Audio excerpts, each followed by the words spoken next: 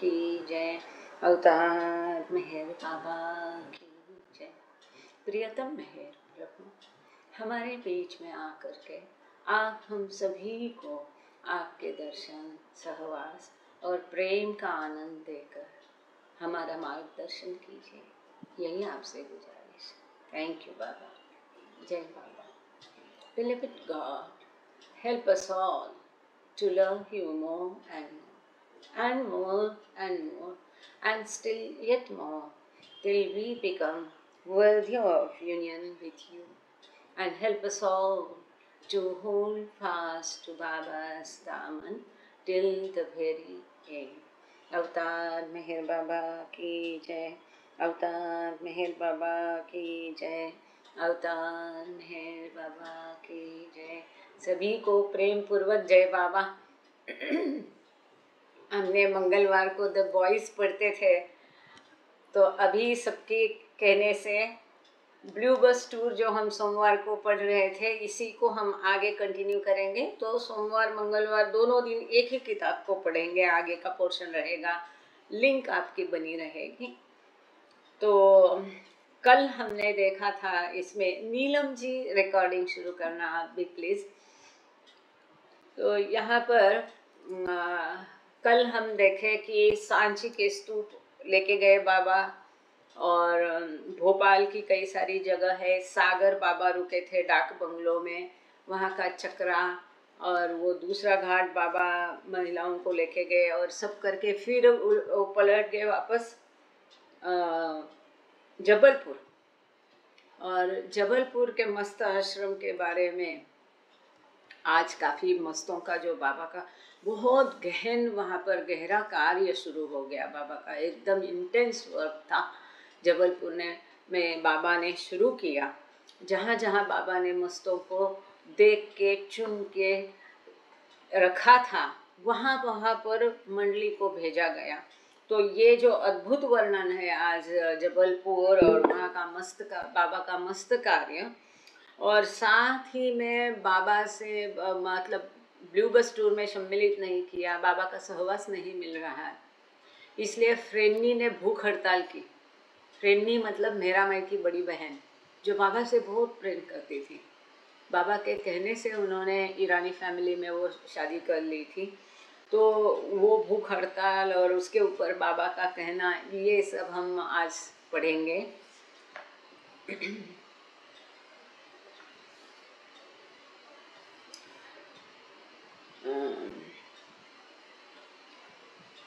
तो यहाँ पर हमने देखा कि भोपाल में सभी बीमार हो गए। तो इसके बारे में किटी लिखती है हेलेन को और इरिन को। यह हमने पिछले बार देखा कि उसने एकदम पूरी वहाँ से हेलेन और इरिन जो थी वो भोपाल में सिविल हॉस्पिटल, जो अभी हमीदिया हॉस्पिटल है, तो वहाँ पर ये एडमिट थी कोलाइटिस के कारण हेलेन, जिसने समाधि के मुराल्स पूरे बनाए हैं, और उसकी देखभाल के लिए इरिन पीछे रुक गई थी। लेकिन पत्र लिख करके पूरी छोटी मोटी खबर वो पूरी इस तरह से देती थी कि पूरा चित्र आंखों के सामने खड़ा हो जाए। आगे पढ़ते हैं। On March 17, Kitty wrote that Baba sent his best love and blessings, and that he wanted to remind Helen to do your best to feel well and happy and help the doctor all you can by not worrying. तो kitty ने 17 मार्च को पत्र लिखा है Helen और Erin के लिए, और ये सभी पत्रों बाबा को बता के फिर बाबा का कोई संदेश है। जैसे कि पिछले बार हमने देखा था कि बाबा सेंड्स हिज लव एंड किस टू हेलेन, तो इस बार बाबा ने फिर से उसमें लिखवाया है कि बाबा का बेस्ट लव और आशीर्वाद तुमको है। ब्लेसिंग्स भी लिखा है यहाँ पर। और इसके साथ ही हेलेन ने लिखा कि बाबा चाहते हैं हेलेन के लिए, और वो इनटू इन्वर्टेड कॉमर्स मतलब बाबा के अपने शब्द है, कि तुम अपना भरसक प्रयास करो खुश रहने का, और जो भी डॉक्टर कहते हैं डॉक्टर को मदद करो उस प्रकार से करने का, और बिल्कुल चिंता नहीं करें। क्योंकि हेलेन है डिप्रेशन में जा रही थी, एक तो बीमार, भाषाएं आती नहीं है, बाबा का साथ नहीं है, तो बाबा उसका धीरज बढ़ा रहे हैं। बाबा बार बार उसको कहते हैं कि do your best to feel well and happy and help the doctor all you can by not worrying. You will get well and stronger than you have been for some time. I will help you. I am always helping you and I am always with you. तो बाबा कहते हैं जैसे तुम थी उससे भी पहले, अभी जब एक बार तुम ठीक हो जाओगे तो पहले से भी ताकतवर हो जाएगी। मैं तुम्हारी मदद करूँगा, मैं हमेशा ही तुम्हारी मदद करता हूँ, मैं हमेशा तुम्हारे साथ हूँ। I am always with you. I am so happy that you both talk of me and love me as you do. बाबा कहते कि मैं बहुत खुश हूँ कि तुम दोनों मेरे बारे में सोचते हैं वहाँ पर और मेरी ही बातें करते हैं। ये जान के मुझे बहुत खुशी हुई। I know that when you are feeling weak and ill, you cannot consciously think of me, but that does not matter. This is very important. है क्या यहाँ पर सुरेखा था, जैसे कि हमेशा मुझे लगता था अरे जब सब कुछ ठीक ठाक है तभी हम बाबा से अच्छे से प्रेम कर सकते हैं। जब दिक्कत में है, परेशान है, खास करके बीमार है तो बड़ी दिक्कत होती है उनको याद करने में, सहजता से ध्यान पूरा हमारी तकलीफ पर जाता है। तो बाबा स्वयं इसको एडमिट कर रहे हैं, यहाँ पर बता रहे हैं कि मैं जानता हूँ जब तुम बहुत बीमार हो, दुर्बल हो, तब जानबूझ के कॉन्शियसली चेतनतया तुम मेरे बारे में नहीं सोच सकते हैं, परंतु इससे कोई फर्क नहीं पड़ता। Unconsciously you are still thinking of me and can never be far away from me, for are we not all one and only separated for the purpose of my work for the upliftment of humanity. कितना सुंदर, देखो बाबा कहते हैं कि मुझे मालूम है कि बीमारी में तुम ध्यान देकर, खास करके जानबूझ के मुझे याद नहीं कर सकते, पर उससे कोई फर्क नहीं करता हूँ। अनकॉन्शियसली, अचेतनतया तुम फिर भी मेरे ही बारे में सोचते हो और कभी भी मुझसे दूर नहीं हो सकते हैं, क्योंकि हम एक ही नहीं है क्या? हम तो केवल विभक्त हो गए हैं मेरे काम के कारण ये जो कुछ दूरियां है, मुझे यहाँ आके काम करना है, साथ ही उनके द्वारा बाबा को वहाँ कुछ काम करना होगा। तो पूरी मानवता की आध्यात्मिक उत्थान के लिए, मेरे काम के लिए हम थोड़ी देर के लिए विभक्त हो गए हैं, सेपरेट हो गए हैं, वरना हम तो एक ही हैं, हम अलग है नहीं। When Kitty wrote to friends in London to catch them up on news about the tour, she spoke of the ongoing challenges of life in a traveling ashram, further echoing Elizabeth's observation that solitude was not to be the woman's experience. तो kitty जो है London के अपने बाबा प्रेमियों से, मित्रों से पत्राचार करके यहाँ की खबर पूरी उनको बता रही। उसमें वो लिखती है कि ये आश्रम है लेकिन चलता फिरता मूविंग आश्रम है। आज यहाँ, कल यहाँ, 4 दिन यहाँ, 8 दिन वहाँ, एक रात का कहीं मुक्काम है, कहीं 8 दिन रहे, कहीं 15 दिन रहे हैं। इसमें कई सारी बाधाएं आती है, कई सारे आह्वान होते हैं, उसके बारे में वो कहती है। और हम लोग मतलब एकांत या सॉलिट्यूड ये हमारा अनुभव नहीं है यहाँ पर। वो कहती है we are not travelling but life is hectic in a different way. अब हम यात्रा नहीं कर रहे, अब जबलपुर में है, परंतु भिन्न प्रकार से अब हमारा जीवन बहुत ही व्यस्त हो गया, हेक्टिक हो गया। It is a definite strain to live at the high tension wonders living close to a perfect master. जब हम परिपूर्ण एक सद्गुरु के कंपनी में रहते हैं तो वो एक भावना होती है, सतत एक उसके बारे में आदमी सजग होता है, कॉन्शियस होता है। तो वो कहती है कि ऐसे पुण्य पुरुष के कंपनी में जब रहते हैं तो कितना उच्च टेंशन होता है, हाई टेंशन होता है कि उसका तुम स्तर जान ही नहीं सकते हैं, और वो जो दबाव रहता है उसकी तुम कल्पना नहीं कर सकते। स्वाभाविक है।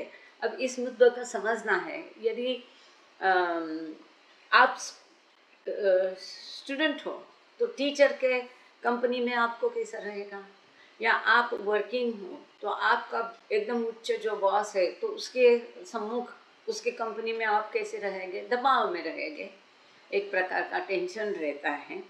तो वो कह रही उसके बारे में। आगे किटी देखती है, again it is very difficult to live in a group life with continual noise around and with an ever constantly changing routine। फिर हम एक समूह में रह रहे हैं, इतनी सारी सतत आवाज़ रहती है और साथ ही में सतत हमारा रूटीन भी, दिनक्रम भी सतत चेंज होता है, बदलाव है उसमें क्योंकि बाबा चाहते नहीं कि किसी एक दिनक्रम या किसी भी चीज़ के वो आदी होए। It is not easy to adapt oneself and domestically it is anything but peaceful। वो कहती है कि इस प्रकार के जो जीवन है इसके आदी होना, सहजता से उसको रहना आसान नहीं है। और घर की जो काम वगैरह के बातें आप कहोगे तो वो शांति है। This Baba warned us the very day we arrived and it has been more destructive than I imagined। Life with Baba cannot be easy at any time। बाबा के साथ का जीवन कभी भी आसान नहीं है, आरामदायी नहीं। कि वो कहती है कि जब हम आए उसी दिन बाबा ने हमको वार्निंग दिया था कि आपस में झगड़ा नहीं चाहिए, एकदम हार्मनी चाहिए, सामंजस्य चाहिए, शांति चाहिए, कोई भी झगड़ा यहाँ पर नहीं चाहिए। Once Baba had established ground rules for the women, he resumed the search for spiritually advanced souls. As Chanji recorded in his diary, a number of must observed and marked out by Baba en route and also searched out from different parts of the country surrounding here were ordered to be brought to Jabalpur। आगे वो कहती है कि सभी महिलाओं को क्या करना है, हर एक का काम क्या है, किस प्रकार से प्रेयर करना है, मेडिटेशन करना है, ये सब हमने पिछले बार देखा। ये सब सभी महिलाओं का काम बांट कर देने के पश्चात बाबा अपने काम में व्यस्त हो गए। अभी तक जहाँ जहाँ भी उन्होंने मस्तों को देख के, चुन के, ऑब्जर्व करके रखा था, या ये जो प्रदेश है इसके इर्द गिर्द के प्रदेश में, इसी देश में जितने मस्त बाबा ने देखे थे रास्ते में आते जाते में, एन रूट खोज के रखे थे, विभिन्न पार्ट में, हिस्सों में, विभिन्न प्रदेश में। तो बाबा ने अपने लोगों को, उनको, उन मस्तों को उन जगह से उठा के यहाँ जबलपुर में आने के लिए भेज दिया। देखिए एमिसरीज ऑफ द, मतलब दूत या बाबा के लोग, emissaries of the master's group are sent out in different directions on this hazardous task. In the so scorching heat of the summer season, they move about in the places and directions indicated by Baba, and a number of these masts are gathered and kept in special quarters rented for them in a quiet locality। कितना मुश्किल था, इतनी गर्मी रहती है Madhya Pradesh, Jabalpur, Bhopal area में, और extreme weather होता है उस प्रदेश का। और ऐसी भड़कती गर्मी में ये लोग विभिन्न प्रांतों में भटक रहे थे। बाबा इनको डायरेक्शन देते थे, यहाँ जाओ, ईस्ट में, वेस्ट में, कुछ लैंडमार्क्स देते थे, और वहाँ पर जाकर के वो मस्तों को खोज कर जबलपुर लेके आते थे। जबलपुर में मस्तों के लिए एक खास जगह किराए पर ली गई थी, उसी शांत ऐसी लोकेलिटी में। The special quarters quickly evolved into another small mast ashram। तो ये जो खास क्वार्टर मस्तों के लिए बना था वो मस्त आश्रम बन गया जबलपुर का। The second of the 7 documented in the wayfarers to accommodate Muhammad and the new contacts Baba would make during his 2-month stay। जो द वेफेयरर्स में जो 7 मस्त आश्रम दिए है उसमें से ये दूसरा मस्त आश्रम है जबलपुर का, कि यहाँ पर मोहम्मद और बाकी सभी उसके साथ ही बाकी मस्तों को यहाँ रखा गया था 2 महीने के वास्तव्य के लिए। Donkin would later lament the lack of detailed information specific to this ashram, blaming the interactability of the memory, for the only thing that everyone agrees on who saw it was that it was situated in quite a good bungalow that stood in a pleasant garden. The daily routine was like that of all Baba's special centers for must. तो यहाँ docking कहते हैं, दुर्भाग्य से इस आश्रम के बारे में पूरा तफसील और अधिक जानकारी किताब में दे नहीं पाया, क्योंकि वो डॉक्यूमेंटेड नहीं था। और मेमोरी तो मेमोरी है, मुझे लगा खाली मेरी मेमोरी दगा देती है लेकिन ऐसा नहीं है, किसी की भी मेमोरी थोड़ा बहुत दगा देती है, या कहीं चीज़ें इधर की उधर हो जाती है, इंटरचेंजेबिलिटी वो कहता है। और किसने क्या देखा, किसने क्या दिया, ऐसा ये सारा थोड़ा सा उसमें इतना अच्छे से मैं दे नहीं पाया जानकारी, ऐसा डॉकिंग कबूल करते हैं अपनी कमी उस किताब से, खास करके जबलपुर के मस्त आश्रम के बारे में। लेकिन वो कहते हैं एक अच्छा बंगलो था वो, जहाँ पर मस्त आश्रम था और बहुत सुंदर बगीचा था, और यहाँ का रोज का रूटीन जो है वही सभी बाबा के जो स्पेशल सेंटर्स मस्तों के लिए होते हैं उसी प्रकार का रूटीन था। But before we move to that, Naphade ji अगर है या जबलपुर से कोई आज जुड़ा है क्या, तो हम उनसे कह सकते हैं कि क्या ये मस्त आश्रम के बारे में वो जानते हैं, कि कुछ किसी ने खोज निकाला है कि ये मस्त आश्रम कहाँ है। कल वो जबलपुर से एक पैठनकर करके है वो जुड़ी थी, आज शायद नहीं, रेखा मड़वी है और है नाफड़े जी है, जय बाबा नाफड़े जी। तो क्या ये मस्त आश्रम के बारे में आप कुछ बता सकते, जबलपुर का मस्त आश्रम का जगह या इसके बारे में? तो थोड़ा सा आप चार्ट में डाल दीजिए नाफड़े भाऊ कि जबलपुर के मस्त आश्रम के बारे में यदि आपको कुछ जानकारी है तो मैं थोड़ा सा इसको माइक ओपन कर देती हूँ, आप साझा कर सकते हैं। हालांकि रिकॉर्डिंग में अनफॉर्चुनेटली कल का देखा, पूरी रिकॉर्डिंग में कुछ आवाज़ आ रही है और आपकी आवाज़ ठीक से नहीं आ पाई, और कोई बात नहीं, हम जो लाइव है वो सुन लेंगे आपको। The daily routine was like that of all Baba's special centers for must. Newcomers would have tousled heads and bearded faces, cropped clothes with clippers, and after a bath, a new company would be slipped over their heads. जैसे कि routine था, जैसे नया कोई आता है तो पूरा उसको गंजा कर देते थे, पूरे बाल उसके निकाल देते थे, दाढ़ी पूरी उसकी की जाती थी, फिर उसको अच्छे से नहला के नई कपनी उसको पहना देते थे।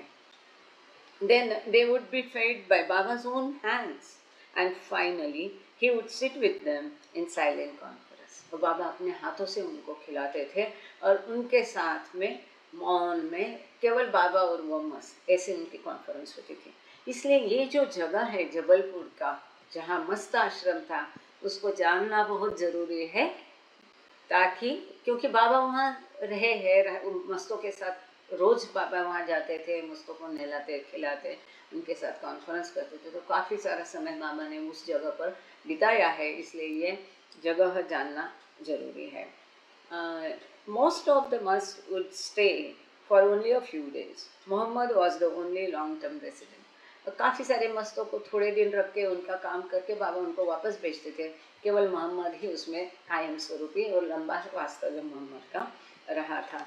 एक मिनट, हाँ यहाँ जान सकते हैं थोड़ा सा। जय बाबा नाफड़े भाऊ, जय बाबा। प्रदीप कुमार नाफड़े जी, जय बाबा। भोपाल से मिस्टर नाफड़े आप सुन रहे हैं, आप जुड़े हैं। जय बाबा। हाँ जय बाबा। हाँ जय बाबा। नहीं, जबलपुर आश्रम के बारे में मेरे को कुछ जानकारी है नहीं, बस कोई स्थान के बारे में कुछ नहीं, कभी गया मौका मिला नहीं मुझे जी। हाँ, तो शरद उपाध्याय जी से मिलके, हाँ, और शरद जी और इन लोगों को जरूर वहाँ के कार्यकर्ताओं को होगी, जबलपुर के जो बाबा प्रेमी हैं वो लोग उसके बारे में निश्चित में करेंगे कोशिश की, अगर कुछ होगा तो जी। हाँ जी, और आप लोग भी थोड़ा कोशिश करना यदि उसको ढूंढ सकते हैं तो। जी जी। जय बाबा, थैंक यू। जय बाबा। जय बाबा। संकल्प मेहर से भी पिछले बार बताया था, तो उसने भी एक बनाई है वीडियो, बाबा जहाँ रुके थे वगैरह, वो सब बहुत सुंदर जगह है, वो भी उसने दिखाया था। एक बार उनसे पूछना पड़ेगा जी। Baba has a lovely room with his own bathroom and another room adjoining. तो बाबा की अपनी रूम है, उनका अपना सेपरेट बाथरूम है और उसके साथ में एक रूम है। तो यहाँ पर बाबा मस्तों के साथ कार्य करते थे। Kitty recorded in one of her letters to Helen and Irene, all separate and complete. This is ideal for Baba's work with Muhammad and the man. तो किटी ने अपने पत्र में ये Upper Guest House, Beda Ghat, Baba stayed there as understood. Yeah, thank you. जी, बेड़ा घाट का वो photo भी है बाबा का, या अपर रेस्ट हाउस भी। दिनेश भाई थैंक यू, जय बाबा। तो किटी ने जो हेलन और इरिन को पत्र लिखा, उसमें उसने वर्णन किया है कि यहाँ पर पूरा सेपरेट रहने का स्थान है, मस्तों के साथ काम करने का है, और ये संपूर्ण है, कंप्लीट है। ये बाबा के कार्य के लिए बहुत आदर्श अच्छी जगह है। मोहम्मद और मैट जो है पागल है, उनके लिए, उनके साथ काम करने के लिए बहुत अच्छी जगह है। In his bathroom he baths the mat, वो कैसा था वो उसने वर्णन किया है कि बाबा की एक सेपरेट रूम थी वहाँ पर, जो बंगला मस्तों के लिए लिया शायद उसमें थी, ऐसा हम एज्यूम करते हैं कि अपने बाबा के बाथरूम में बाबा मस्तों को, पागलों को नहलाते थे। He baths the man and in the extra room he feeds them. और बगल में जो adjoining दूसरी रूम थी उसमें बाबा मस्तों को खाना खिलाते थे। Also the मंडली eat there too. मंडली भी वहीं पर खाना खाते थे। Tomorrow 6 mad come. तो कल 6 मैड आएंगे। वो मैड ही कहा है उसने, वास्तव में ये मस्त है, लेकिन शायद उस समय उनको इतना पता नहीं होगा, तो किटी ने लिखा है कि कल और 6 मैड आएंगे, पर ये मैड नहीं, मस्त थे। Mohammed comes daily for his food here and bath. यहाँ पर मोहम्मद रोज अपने खाने के लिए और नहाने के लिए आता है। His special treatment for the moment seems to be 6 big tomatoes which he cuts with a knife.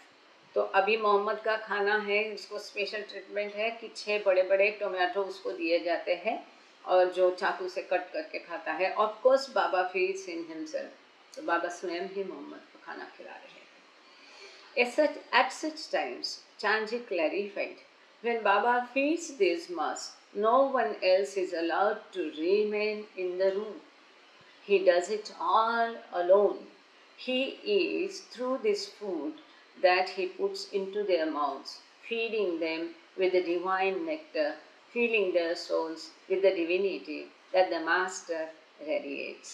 Like a patient in a delicate condition, each one is tenderly nourished and rekindled. बहुत सुंदर शब्दों में चांद जी ने भावपूर्णता से लिखा है कि बाबा किस प्रकार से मस्तों की सेवा करते थे। वो कहते थे कि बाबा अकेले ही उनको खिलाते थे। जब बाबा मस्तों को खिलाते थे तो वहाँ दूसरा कोई भी उपस्थित रहने के लिए मनाही होती थी। बाबा स्वयं ही अकेले सब कुछ करते थे। अपने हाथों से वो उनका मुख भरते थे और अपना दैवी अमृत से उनके आत्माओं का सिंचन करते थे। अपने दैवी हिज डिवाइन नेक्टर, अपने दैवी अमृत से उनके आत्माओं को बाबा सिंचन करते थे। और ये सही में उस समय में बाबा की दिव्यता बहुत प्रकट होती थी, चमकती थी।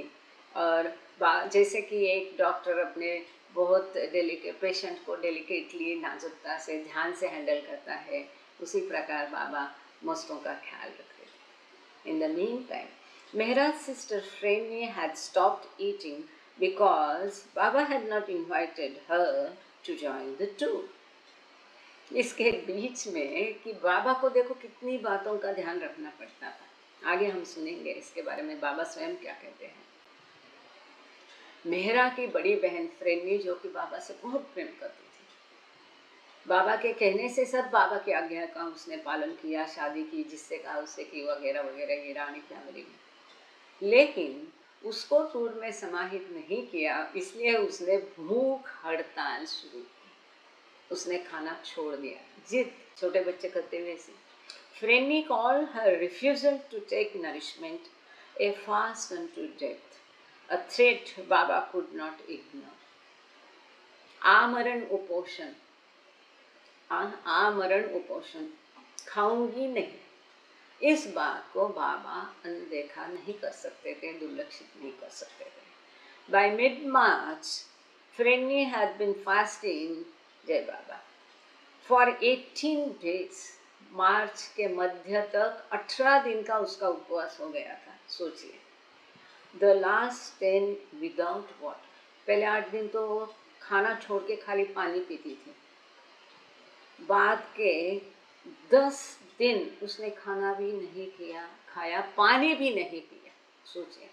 And Chandji described her condition as reduced to a living skeleton, unable to even lift the hand, the whole body, entirely stiff and rigid, like a solid piece of lifeless framework। तो जाहिर था वो केवल हड्डी का सांपला रह गई थी। इतना शरीर उसका सख्त हो गया था, उसको अपना हाथ भी उठाना मुश्किल था। 18 दिन का उपवास है बिना खाए पिए, उसमें भी आखिरी 10 दिन बिना पानी के, कुछ भी नहीं बचा था। उसकी कंडीशन बहुत गंभीर थी, उसकी बचने की कोई उम्मीद नहीं थी। इसका और भी जगह इसका वर्णन और भी आया है इन डिटेल में कि इतनी खराब हालत उसकी उस समय में थी। On March 19, less than a week, मतलब जैसे जान नहीं है ऐसा खाली उसका सापला रह गया था। Solid piece of lifeless framework, Chanji ने उसका वर्णन किया है। On March 19, less than a week after his arrival in Jabalpur, Baba departed by rail for Nashik to attend to Freny personally, though not without remarking, Jesus was crucified once but I am crucified every day every hour. तो जैसे बाबा जबलपुर आए तो 3-4 दिन में ही, हफ्ते के अंदर ही बाबा को फ्रेन्नी के लिए नासिक जाना पड़ा। तब फ्रेन्नी नासिक थी, सरोज बंगलो है वहाँ पर नासिक में। तो फ्रेन्नी अपने घर में ही थी और हड्डियों का सापला बन गई थी, क्योंकि उसने आमरण उपोषण घोषित किया था। कुछ भी खा नहीं रही थी, पानी भी नहीं पी रही थी, बिल्कुल बेजान हो गई थी। तो बाबा को अपना इतना गहन महत्वपूर्ण कार्य छोड़ करके फ्रेन्नी के लिए नासिक जाना पड़ा। ट्रेन से बाबा नासिक गए, लेकिन बाबा ने एक महत्वपूर्ण सेंटेंस यहाँ डाला कि जीसस को तो एक ही बार सूली पे चढ़ाया था, मैं हर दिन हर घंटे सूली पर चढ़ता हूँ।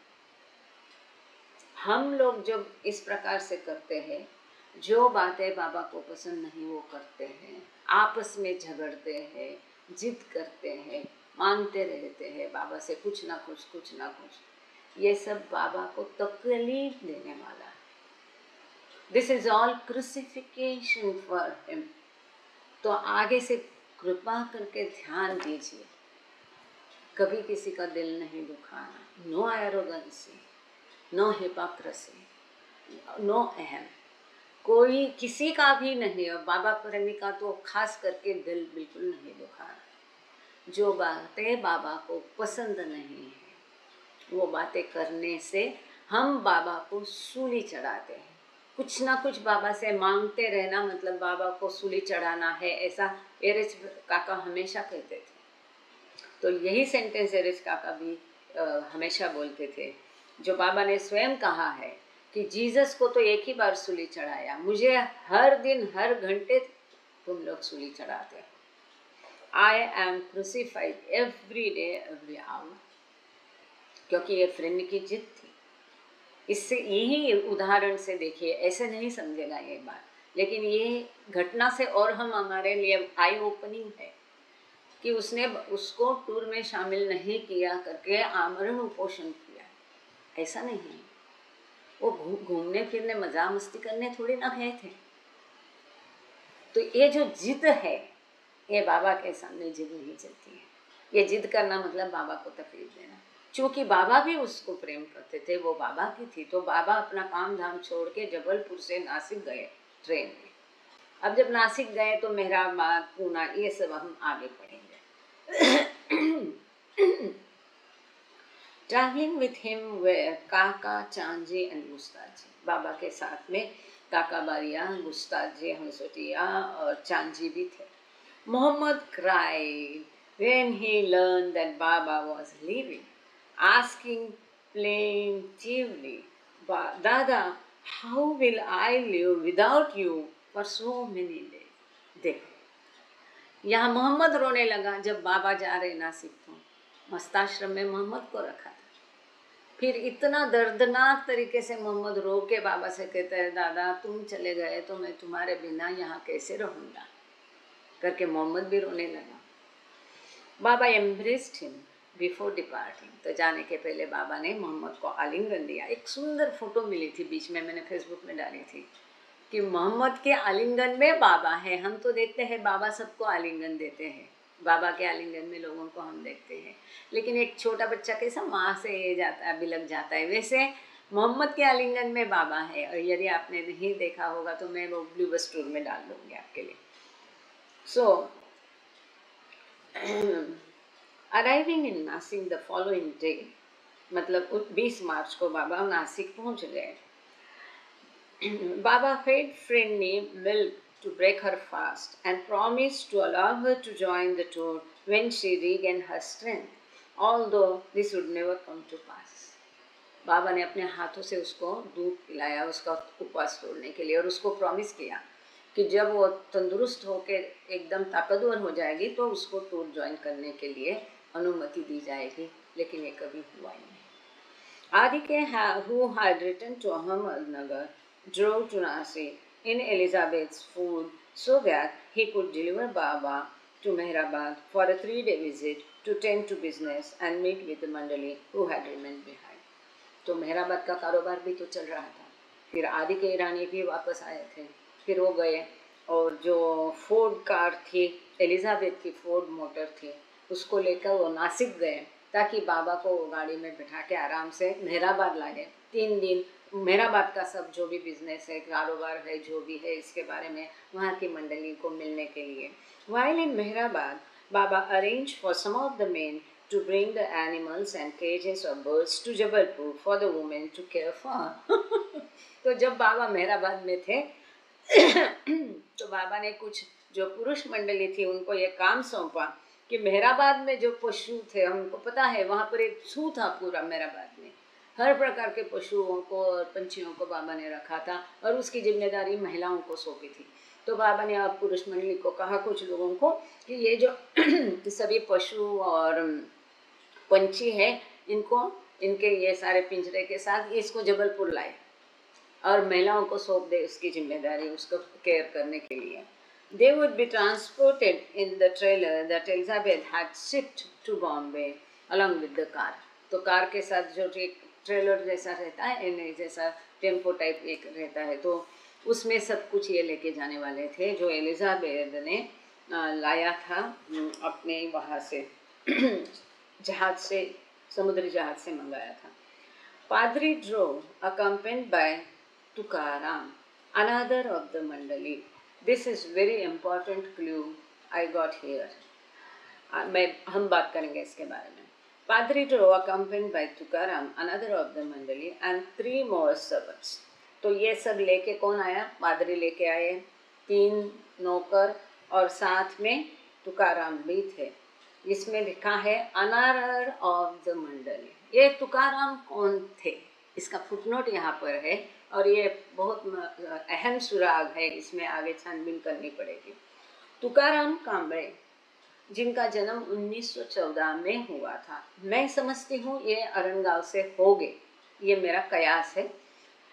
इसके बारे में मुझे अभी पुष्टि प्राप्त करनी है, फ़ोन किए थे, अभी तक कुछ जानकारी प्राप्त नहीं हुई है। जैसे होगी तो आपके साथ साझा की जाएगी।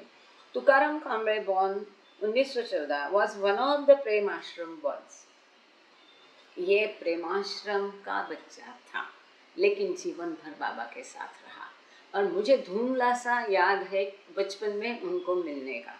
क्योंकि बाद में ये गाड़ियाँ ही चलाते थे। तो यहाँ तक कि ब्लू बस भी उन्होंने चलाई है, उसका भी ड्राइविंग किया है। इसके बारे में पढ़ेंगे। He was named for the 17th century Hindu poet, saint and perfect master Tukaram. अपने तुकाराम महाराज जो है, इसके ऊपर से उनका नाम तुकाराम था। और क्योंकि अरणगांव जो है ये पहले से पंढरी, छोटी पंढरी कहा जाता है अरणगांव को। सभी लोग वारकरी और विठोबा के भक्त वहाँ पर थे। He became one of the ashram chauffeurs and drove the blue bus several times during the tours। जो ब्लू बस टूर की 4 यात्राएं में कई बार तुकाराम ने ब्लू बस को चलाया और आश्रम का ये ड्राइवर बने। Tukaram remained with Baba for his entire life। बहुत शांत थे, पूरे जीवन काल वो बाबा के साथ रहे। Baba established the Prem Ashram at Mehrabad in December 1927 for a select group of spiritually inclined boys for the Mehr Ashram School। तो इसके बारे में हम सब जानते हैं। 1927 में मेहर आश्रम में से गुने चुने जो अधिक प्रगत थे आध्यात्मिक दृष्टया, उनके लिए बाबा ने प्रेमाश्रम खोला था। इसमें मतलब मेहर आश्रम से ये तुकाराम प्रेमाश्रम में गया, मतलब ये आध्यात्मिक दृष्टया उच्च आत्मा थी। अब इनके परिवार की खोज कर रहे हैं तो बाबा के प्रेमाश्रम का और एक बच्चे का सुराग हमें मिल गया इस माध्यम से। इसलिए मैंने बोला कि ये बहुत महत्वपूर्ण बात जानने को मिली यहाँ से। कहाँ मिलेगा जानने को पता नहीं, इतना बाबा का अगाध है, दरिया जैसा है सब कुछ। बाबा का इंफॉर्मेशन बाबा के बारे में बाबा ने दिया हुआ। Baba also took the opportunity to visit with Shirinmai as well as other family members and devotees in Pune whom he hadn't seen since setting out in December। तो बाबा फिर पूना भी गए, अपने परिवारजनों से, माता जी से मिले, पूना की मंडली से, बाबा प्रेमियों से मिले। क्योंकि दिसंबर 1938 से बाबा ने, अब ये मार्च 1939 तक किसी को बाबा मिले नहीं थे। जान फेब मार्च तो 3-4 महीने का कालावधि हो गया था। आदि के दिन जो बाबा on to Bombay to meet with disciples and lovers there, after which Baba returned by rail to Jabalpur on March 25 to resume his mast work। तो आदि के ईरानी बाबा को बॉम्बे भी लेके आए, यहाँ के लोगों को बाबा प्रेमियों को बॉम्बे के मिलने के लिए। और उससे पश्चात बॉम्बे से बाबा जबलपुर बाई रेल चले गए 25 मार्च को। 20 को आए, 25 को चले गए। 5 दिन के अवधान में इतना सब काम अब फिर से अपना जो मस्त कार्य है वो करने के लिए बाबा जबलपुर लौटे। Meanwhile, many of the women continued to experience health problems, as Kitty went on to explain at length in another letter to Helen and Irene। जैसे कि किटी पत्र में हेलेन और इरीन को लिखती है कि इस दौरान कई सारी महिलाएं बीमार हो गई। वो लिखती है, बहुत सुंदर पत्र है, हम पढ़ेंगे एक मिनट। हाँ,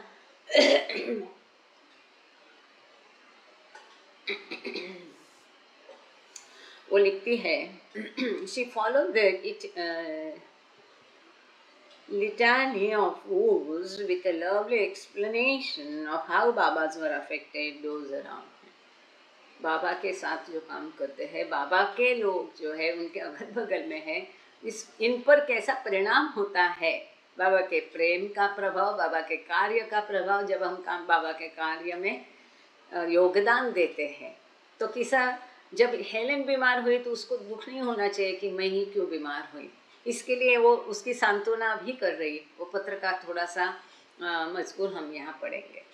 टुडे किटी लिखती है हेलेन को, जो सिविल हॉस्पिटल, मतलब अभी का हमीदिया हॉस्पिटल भोपाल में भर्ती हुई है कोलाइटिस के लिए। वो लिखती है Kitty, today Norina has a temperature of 100 but all along has had no diarrhea। I think with her it has been a fatigue and reaction coupled with a chill। Hedy looks well but has that particular pain in the back of her head। तो ये कहती है नोरिना match बेली जो है princess, उसको 100 तक बुखार था, और हो सकता है वो बहुत अधिक थका और जो काम का बोझा है उसके साथ में उसको ठंड भी आ रही, तो ठंड और बुखार है। हेदी ठीक लिखती है, लेकिन हमेशा ही उसको सर में पीछे एक जगह दर्द होता था, वो हमेशा का उसका सर दर्द चालू है। नाजा is little run down and spent yesterday in bed. नाजा भी थक गई है, वो भी ठीक नहीं है, कल पूरा दिन वो बिस्तर में थी। नदीन इज नॉट सो ग्रैंड, नदीन को भी ठीक नहीं है, नदीन टॉल्स्टाय जो रशियन थी। I think it is nothing but reaction to the tension of being with Baba when he was working so hard. जब बाबा इतना मेहनत करके काम कर रहे हैं और उनके साथ में हम रहते हैं, तो इसका ही परिपाक है।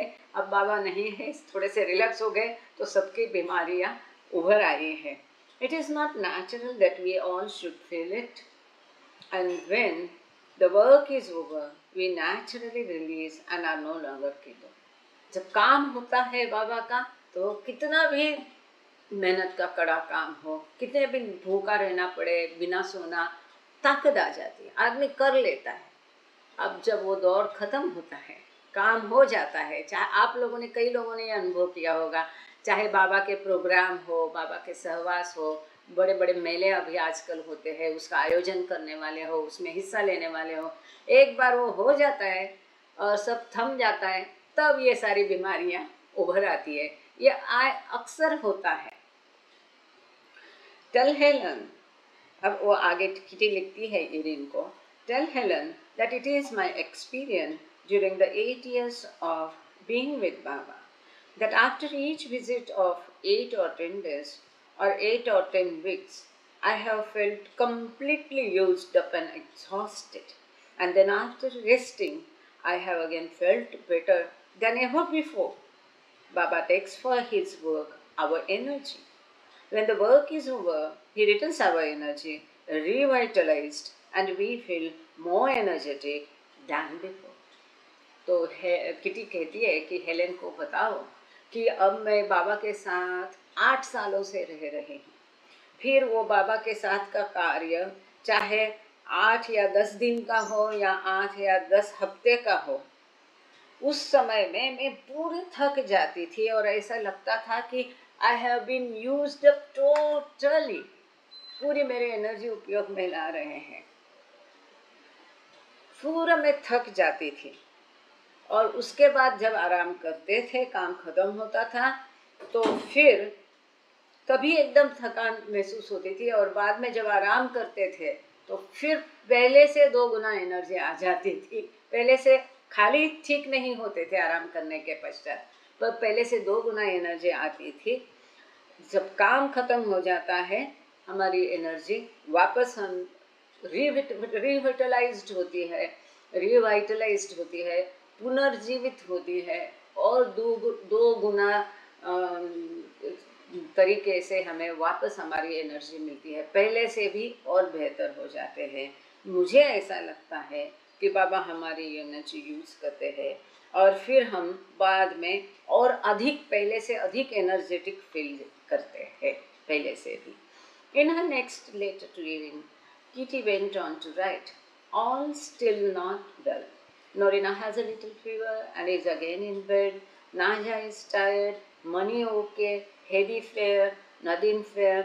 तो अब फिर दूसरा पत्र जब इरिन लिखती है, इरिन को किटी लिखती है, तब वो कहती है अभी भी सब कुछ ठीक नहीं है, अभी भी नोरिना को बुखार है, वो बिस्तर में ही है, नाजा बहुत थकी हुई है, मनी ठीक है, हेदी ओके है, नदीन ठीक है, Noni a little better, Noni जो है वो रानो गेले की माता है और बहुत बूढ़ी है इन सब में, तो नॉनी थोड़ी सी ठीक है। So tell Helen she is not the only one on the sick list. तो इरिन को लिखती है किटी कि हेलेन को बताना कि वो अकेली ही बीमार नहीं है, बीमारों की लिस्ट में यहाँ भी कोई ठीक से माहौल नहीं है। जब बाबा एकदम अपनी चरम सीमा पर उनका कार्य चल रहा था और महिलाओं की बारी अभी हो गई थी, वो सभी बीमार, इसीलिए आप लोगों को याद होगा ये जो चैप्टर है ये चैप्टर का हेडिंग ही था कि Bhopal where the body's pain is beloved's blessing. आपके शारीरिक दर्द आपके प्रियतम का आशीर्वाद आपके लिए है। भोपाल जाके बीमार हो गए सभी लोग, बहुत बीमार हो गए। When Baba returned, अच्छा, Helen was released from the hospital on March 23 when she and Eden traveled to Jabalpur to rejoin the other women. तो 23 मार्च को अस्पताल से डिस्चार्ज मिल गया हेलेन को। तब हेलेन और इरिन जो है वापस बाकी महिलाओं के साथ जुड़ गई, जबलपुर वापस आ गई।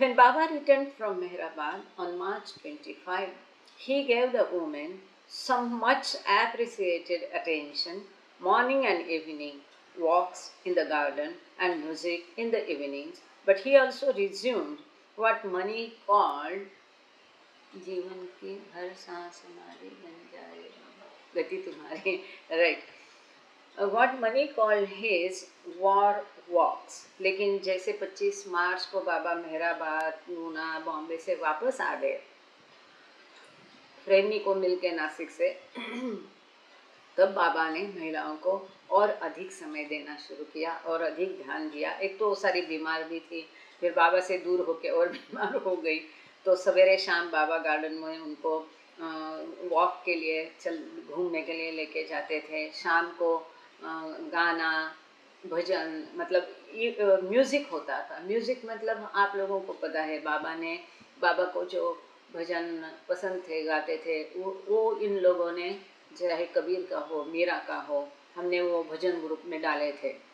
अदर्स करके डाला था, अदर्स करके, आप लोगों को याद होगा घुंघरू नाद मेरा नाचिरे वगैरह सब है उसमें। तो ये जो भजन बाबा को पसंद थे वो बाबा उनको बताते थे। हुमा गज़ल्स भी बाबा ने खुशी से लिखवाई, ये लोग भी बाबा के लिए बैठ के वहाँ गाते थे। तो शाम को ये होता था। अब मनी जो है, ये जो वो शाम को सवेरे घूमते थे, वॉक लेते थे, तो मनी ने उसका नाम लिखा है वॉर वॉक, युद्ध का फिरना। क्यों? आगे जानेंगे। In a letter to her fellow Londoners, Kitty observed, sometimes Baba calls us all and he discusses the world situation and we read from the newspapers. He often refers to the umbrella man, British Prime Minister Lord Neville Chamberlain. Sometimes he says, England has been weak, and again he will say that Chamberlain has done well. Certain it is that we are on the brink of great events. You see it in Baba. और एक बड़ा महायुद्ध होने वाला था। बाबा को देख के, उनकी गतिविधियाँ देख के पता चलता था इन लोगों को कि अब कोई बहुत बड़ी घटना होने वाली है। बाबा महिलाओं के साथ और मंडलियों के साथ अक्सर युद्ध की बातें करते थे। वर्ल्ड सिचुएशन, जो संसार में क्या क्या भूतल पर क्या क्या कहाँ कहाँ हो रहा है, इसके बारे में बाबा चर्चा करते थे।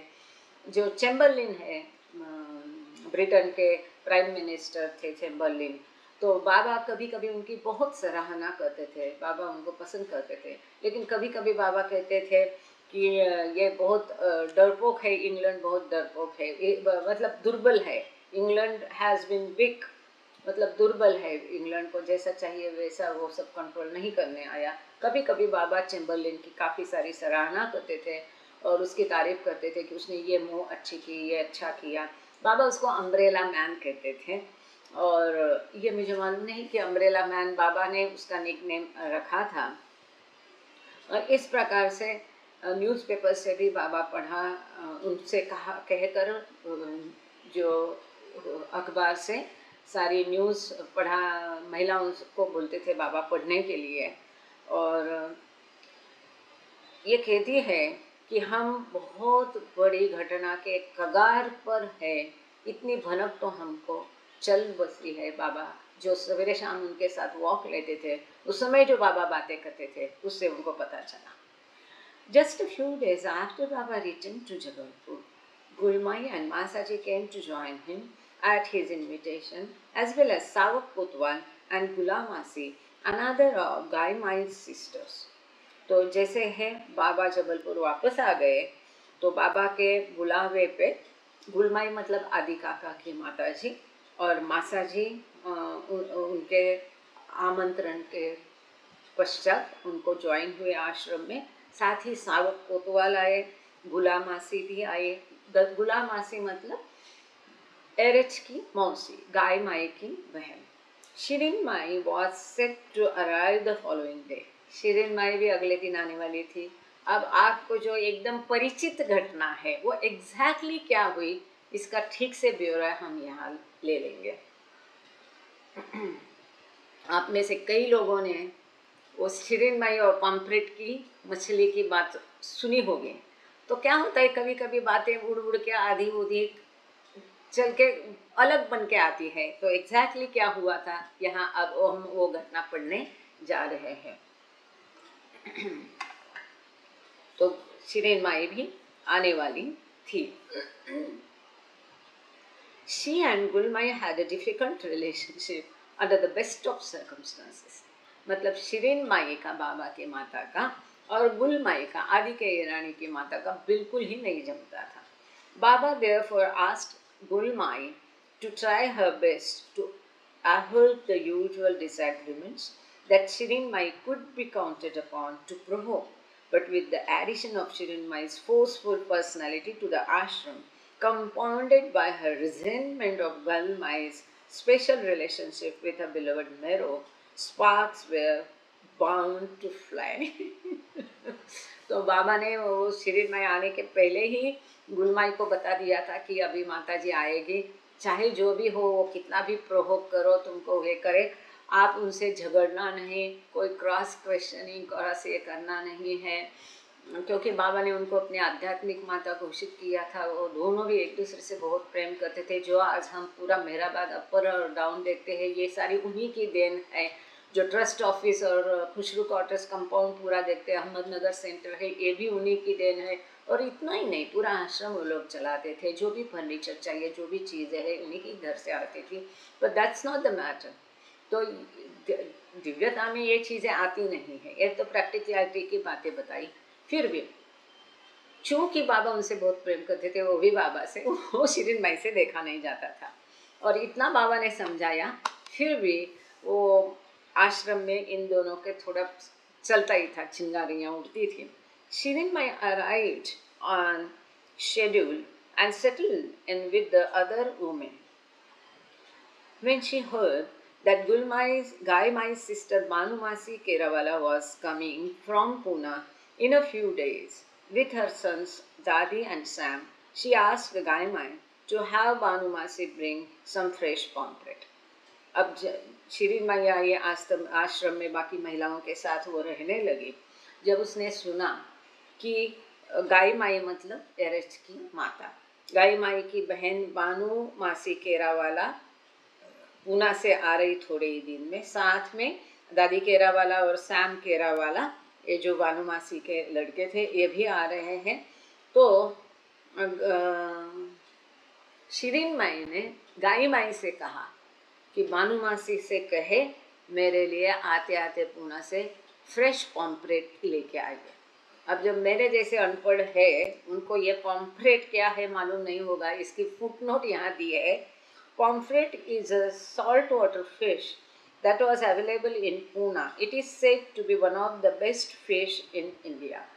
तो ये पॉम्फ्रेट एक मछली होती है खारे पानी की, और वो कहते हैं कि ये सबसे बढ़िया मछली उस समय भारत में उपलब्ध थी। ये सबसे अच्छी मछली समझी जाती है pomfret. Pomfret. Baba had assigned Gai Mai the task of looking after his mother, so she had to choice but to obey.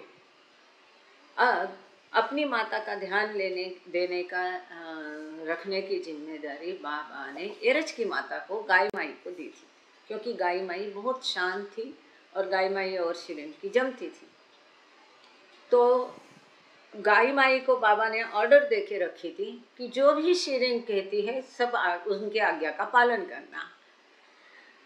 You see, when my mother joined the ashram, Meherwan recalled, Baba's mother Shirin Mai caught a great fancy for my mother, so she was the most favorite in the ashram for Shirin Mai. अब मेहरवान जैसा वाला जो एरज के छोटे भाई है वो इस बात को आगे बता रहे हैं। मेहरवान भी उस समय आश्रम में थे, छोटा होने के बावजूद। वो कहते हैं कि जब ही गाई बाई आश्रम में आ गई तो बाबा की माता शिरीन माँ को गाय माई बहुत पसंद आती थी। गाय माई उनकी सबसे फेवरेट थी। Immediately she grabbed upon my mother. She said, Merong, I want this one to attend upon me all the while, so you allot her to me. तो शिरीन माई ने बाबा को बताया कि बाबा मेरो मुझे ये गाय माई बहुत पसंद है, तो मेरा ध्यान रखने के लिए तुम इसको ही मुझे अलॉट करो मेरी केयर टेकर करके। So Baba ordered my mother to always obey Shirin Mai and do whatever she said. My mother was most happy at this situation and she said, Yes Baba, with all my heart. तो मेहरबान कहता है मेरी तो बाबा order, हाँ, तो बाबा ने आज्ञा दी कि गाई माई शिरीन माई की सभी बातों को मान ले, उसकी आज्ञा को पालन करे, जो भी वो शिरीन माई कहती है वो सब कुछ करे। ऐसी ऑर्डर बाबा ने किसको दी? गाई माई को दी, एरज की माता को। तो जो गाई माई है वो बहुत खुश थी ये भी स्थिति में, और उसने कहा ठीक है बाबा, मेरे पूरे दिल से मैं प्रयास करूंगी कि शिरीन माई को मैं खुश रखूं। देखो बाबा की आज्ञा है, बाबा की माता है, प्रेम ऐसा होना चाहिए। जो मेरे प्रियतम का प्रिय, जो मेरे प्रियतम का वो भी मुझे सराखों पर, चाहे वो उनकी गलतियां उनकी कमियां ढूंढने में वो नहीं लगे, लेकिन उनको खुश कैसे रखे ताकि बाबा भी आराम से रहे, ऐसा प्रयास गाय माई का होता था। तो उसने कहा कि मेरे पूरा भरसक प्रयास करूंगी कि मैं शिरीन को खुश रखूं। Gaimai was well aware of that fish, Gai Mai was well aware that fish was not on the ashram menu. But because Baba had ordered her to defer to Shirin Mai's every wish, she dutifully asked Banumasi to bring the pomfret so that she could prepare and serve it, which she did. अब गाय माई को पूरा पता था कि आश्रम में मछली मना है, लेकिन चूंकि बाबा ने उसे ऑर्डर दी थी कि शिरीन माई के ऑर्डर का पालन करना, तो उसने बानू मासी को फिश लाने को कहा, और बानू मासी ने वो फिश लाने के बाद गाय माई ने वो बना के शिरीन माई को दे दिया। But before Shirin Mai could take the first bite, two black cats suddenly materialized out of thin air, leaping up onto Shirin Mai's shoulders. She never liked cats, Merwan recalled, especially black-colored cats like this, and she screamed loudly and threw the fish off to distract the cats. The cats took the fish and disappeared, never to be seen again. तो ऐसी वो घटना हुई। बाबा ने उनकी माता की आज्ञा का पालन करने के लिए कहा।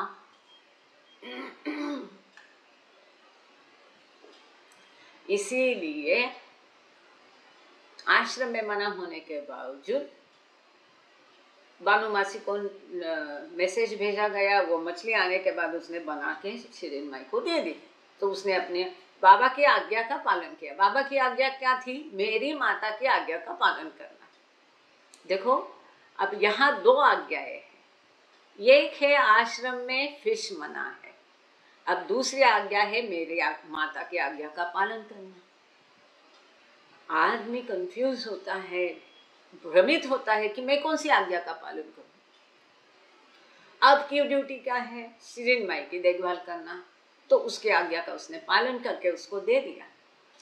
जैसे उसने डिश में वो ले ली फिश, तो ना जाने कहाँ से, जो पहले कभी वो बिल्ली दिखाई नहीं दी, बाद में भी नहीं दिखाई दी, इसलिए उन्होंने कहा out of the thin air, जैसे हवा से प्रकट हो, ऐसे दो काली बिल्लियाँ आके झपट पड़ी शिरीन माई के कंधे पर। शिरीन माई को बिल्लियों से बहुत नफरत थी, बहुत डरती थी, खास करके तो काली बिल्ली से और अधिक। और उसके कंधे से वो झपट पड़ी तो वो चिल्ला के घबरा गई और उसने उसको, बिल्ली को भगाने के लिए वो मछली निकाल करके नीचे फेंक दी बिल्ली के लिए। जैसे उसने फेंकी, वो बिल्ली ने मछली ले करके धूम गायब हो गई। फिर कभी वो बिल्ली दिखाई नहीं दी। अब उसका रहस्य आगे बाबा ने खोल दिया है। बाबा स्वयं आगे कहते हैं, अब देखो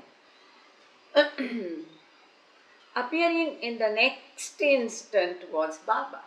दूसरे पल बाबा वहां हाजिर हो गए। ये सब होने के बाद जैसे बिल्ली गई, बाबा आ गए। Asking, what's that strong smell of fish? Guy might knew better than to prevaricate and told him the truth. But when he began to chastise her, Shirin Mai stepped in and said, "Don't you dare scold her, Mero. I ordered the fish." जैसे बिल्ली गायब हो गई, बाबा वहाँ प्रकट हो गए। बाबा ने पूछा, ये कैसी स्ट्रॉन्ग स्मेल आ रही है, बास फिश की बदबू आ रही है। और गई माई ने कोई छल कपट किए बिना जो बात थी, सत्य था, वो उनको बता दिया। पर उन्होंने उनको डांटना शुरू किया, दंड देना शुरू किया। किसको? गाय माई को, कि मेरी ऑर्डर थी कि इसमें नहीं है, आपको मालूम है आश्रम में मछली पर अनुमति नहीं, तो तुमने कैसा ये किया? तो बीच में शिरीन माई कूद पड़ी और शिरीन माई कहती है, मेरो गाय माई को कुछ बोलना नहीं, उसको डांटना नहीं, मैंने उसको बोला था फिश लाने के लिए, फिश के ऑर्डर देने के लिए, इसलिए उसने मांगा। अब आगे देखो माँ बेटे की, ये देवी परमात्मा की अवतार की माता और अवतार स्वयं ईश्वर स्वयं। अब माता पिता के, माता और बेटे के रोल में इनकी देखो। बाबा आगे कहते हैं अपनी माता से, mother, you can have fish in Poona, not here. No one can eat meat or fish in my ashram. तो बाबा कहते हैं, माता अपनी शिरीन माई को कहते हैं, माँ तुम पूना में अपने घर में मटन खाओ, फिश खाओ, मछली खाओ, मेरे आश्रम में ये मटन मछली फिश नहीं चलेगा। शिरीन माई तो शिरीन माई थी, बहुत स्ट्रांग लेडी थी। जाहिर है इतने बच्चों को पालना है, पोसना है, और जो शेरियार जी तो ये तो संत महात्मा व्यक्ति थे, उम्र में इतने बड़े थे, उसको पूरा घर संभालना पड़ता था, पूरी सोसाइटी को फेस करना पड़ता था। तो जिस प्रकार का एक स्ट्रांग व्यक्तिमत्व होना चाहिए, ऐसा शिरीन माई का था। तो शिरीन माई उनसे कहती, who are you to stop me? तुम कौन होते हो मुझे रोकने वाले? बाबा कहते, आई एम गॉड, मैं ईश्वर हूँ। That would have signaled the end of an argument with anyone else, but not Shirin Mai. She accused Baba of deliberately harassing her by making the cats appear out of nowhere. तो इतना बोलने के बाद कोई भी चुप होता था, लेकिन शिरीन माई के साथ ये संभव नहीं था। और शिरीन माई फिर बाबा को बोल लगाना शुरू किया, तुम जानबूझ के वो दो बिल्लियाँ कहाँ से अचानक पैदा कर दी। बाबा एक्सप्लेन, जब शिरीन माई ने ये आरोप किया कि उन दो बिल्लियों को तुम्ही ने भेजा था, तो बाबा क्या कहते हैं, ध्यान से सुनना। हाँ, बाबा एक्सप्लेन, बाबा ने स्पष्ट किया, it was I who came in the form of the cats to save you from violating my order. वो दो बिल्लियाँ मैं ही था, मेरी आज्ञा का उल्लंघन करने का पातक तुमसे ना घटे, इसीलिए मैं ही वो बिल्ली के रूप में आया। It was I who came in the form of the cats to save you from violating my order. मेरी आज्ञा का उल्लंघन करने से तुमको बचाने के लिए मैं ही वो बिल्ली के रूप में आया। मतलब एक ईश्वर एक भौतिक माता की केयर कैसा ले रहा है बेटा होने के नाते। दूसरा भी एक महत्वपूर्ण बात यहाँ हमें समझ में आती है कि बाबा की आज्ञा कितनी महत्वपूर्ण पवित्र होती है, कितनी महान होती है। बाबा की आज्ञाओं का उल्लंघन करना मतलब कितना महान पातक, कितनी बड़ी बात होती है, कितने गंभीर परिणाम उसके होते हैं, इसका अंदाजा शायद आ गया होगा। इसीलिए लोग कहते कि बाबा ने कोई आज्ञाएं नहीं दी है, कई सारी आज्ञाएं दी है और उसी के हिसाब से हमको चलना है। हमें उन आज्ञाओं का कभी उल्लंघन नहीं करना, क्योंकि वो गंभीर परिणाम लाते हैं। अभी समझ में नहीं आएगा। अब जो भी करो, झूठ बोलो, फ्रॉड करो, दूसरों का दिल दुखाओ, बाबा का काम लंबा खींचो, ये करो, जो भी मौज मस्ती, अब मजा आएगा, लेकिन उसके परिणाम बहुत गंभीर होते हैं। नाउ अब बाबा आगे कहते हैं, now do you believe that I am God. अब तुमको विश्वास हो गया कि मैं ईश्वर हूँ। Never want to relinquish an opportunity to have the last word. Shirin Mai replied, maybe for others.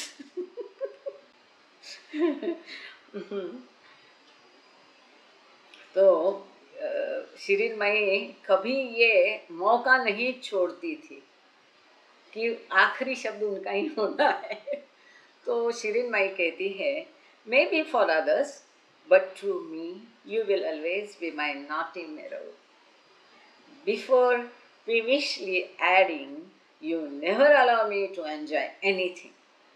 तो ये सबका आखिरी सारांश संभाषण शिरीन माई का था। वो कहती, दुनिया के लिए तुम ईश्वर हो, मेरे लिए मेरा वही नटखट मेरोग हो तुम। और फिर चिट करके वो कहती है कि तुम कभी भी मुझे किसी चीज को एंजॉय करने नहीं देते। You never allow me to enjoy anything. कोई भी चीज का आनंद तुम मुझे कभी उठाने नहीं देते हैं, क्योंकि वो संभालते थे वो भौतिकता में लिपटे होने से अपनी माता जी को शायद। ठीक, तो ये अभी आपके मन के इस कहानी के बारे में सारे डाउट खत्म हो गए। अब तुम बाकी लोगों को ये कहानी ऐसी की ऐसी बताना, कहानी नहीं हकीकत। अब दूसरा नया चैप्टर है द सटल क्विंटेसेंस। क्विंटेसेंस मतलब मर्म, सार ऑफ लव, प्रेम का सूक्ष्म सार। बहुत सुंदर है ये, मतलब हेडिंग ही मुझे बहुत पसंद आया, द सटल क्विंटेसेंस ऑफ लव, प्रेम का सूक्ष्म सार। On Sunday, April 9, with Baba's permission, a local Dastur performed the Navjot, the Zoroastrian coming of age sacred thread ceremony for Meherwan and his cousin Sam. तो 9 अप्रैल इतवार के दिन बाबा की अनुमति से एक स्थानीय भटजी जो दस्तूर होता है पर्शियन लोगों का, उसको बुलाया गया ताकि जो नवजोत सेरेमनी होता है पारसी लोगों में, जैसे कि उम्र में आने के पश्चात जो थ्रेड सेरेमनी कहते हैं उसको मेहरवान और उसका चचेरा भाई सैम के लिए करने के लिए बुलाया गया था भटजी को। यहाँ पर एक बात हमको ध्यान रखनी पड़ेगी, यह आग्रह पापा जैसा वाला का था। पापा जैसा वाला ने जिद की थी कि मेहरवान का थ्रेड सेरेमनी होना ही है। बाबा ने कहा मैं करता हूँ, नहीं बोले, पारसी भटजी के हाथों से ये होना है, तरीके से होना है, ग्रैंड सेरेमनी होना, इतनी सारी शर्तें पापा जैसा वाला ने लगाई थी। एनीवे, पापा जैसा वाला came to Jabalpur for the occasion and afterward 200 guests partook of a feast prepared by मासाजी। मासाजी ने बढ़िया खाना बनाया, 200 लोगों ने उसका आनंद लिया और इस बहुत ग्रैंड सेरेमनी के लिए पापा जैसा वाला वहाँ पर आ गए थे, जबलपुर, नागपुर से आ गए।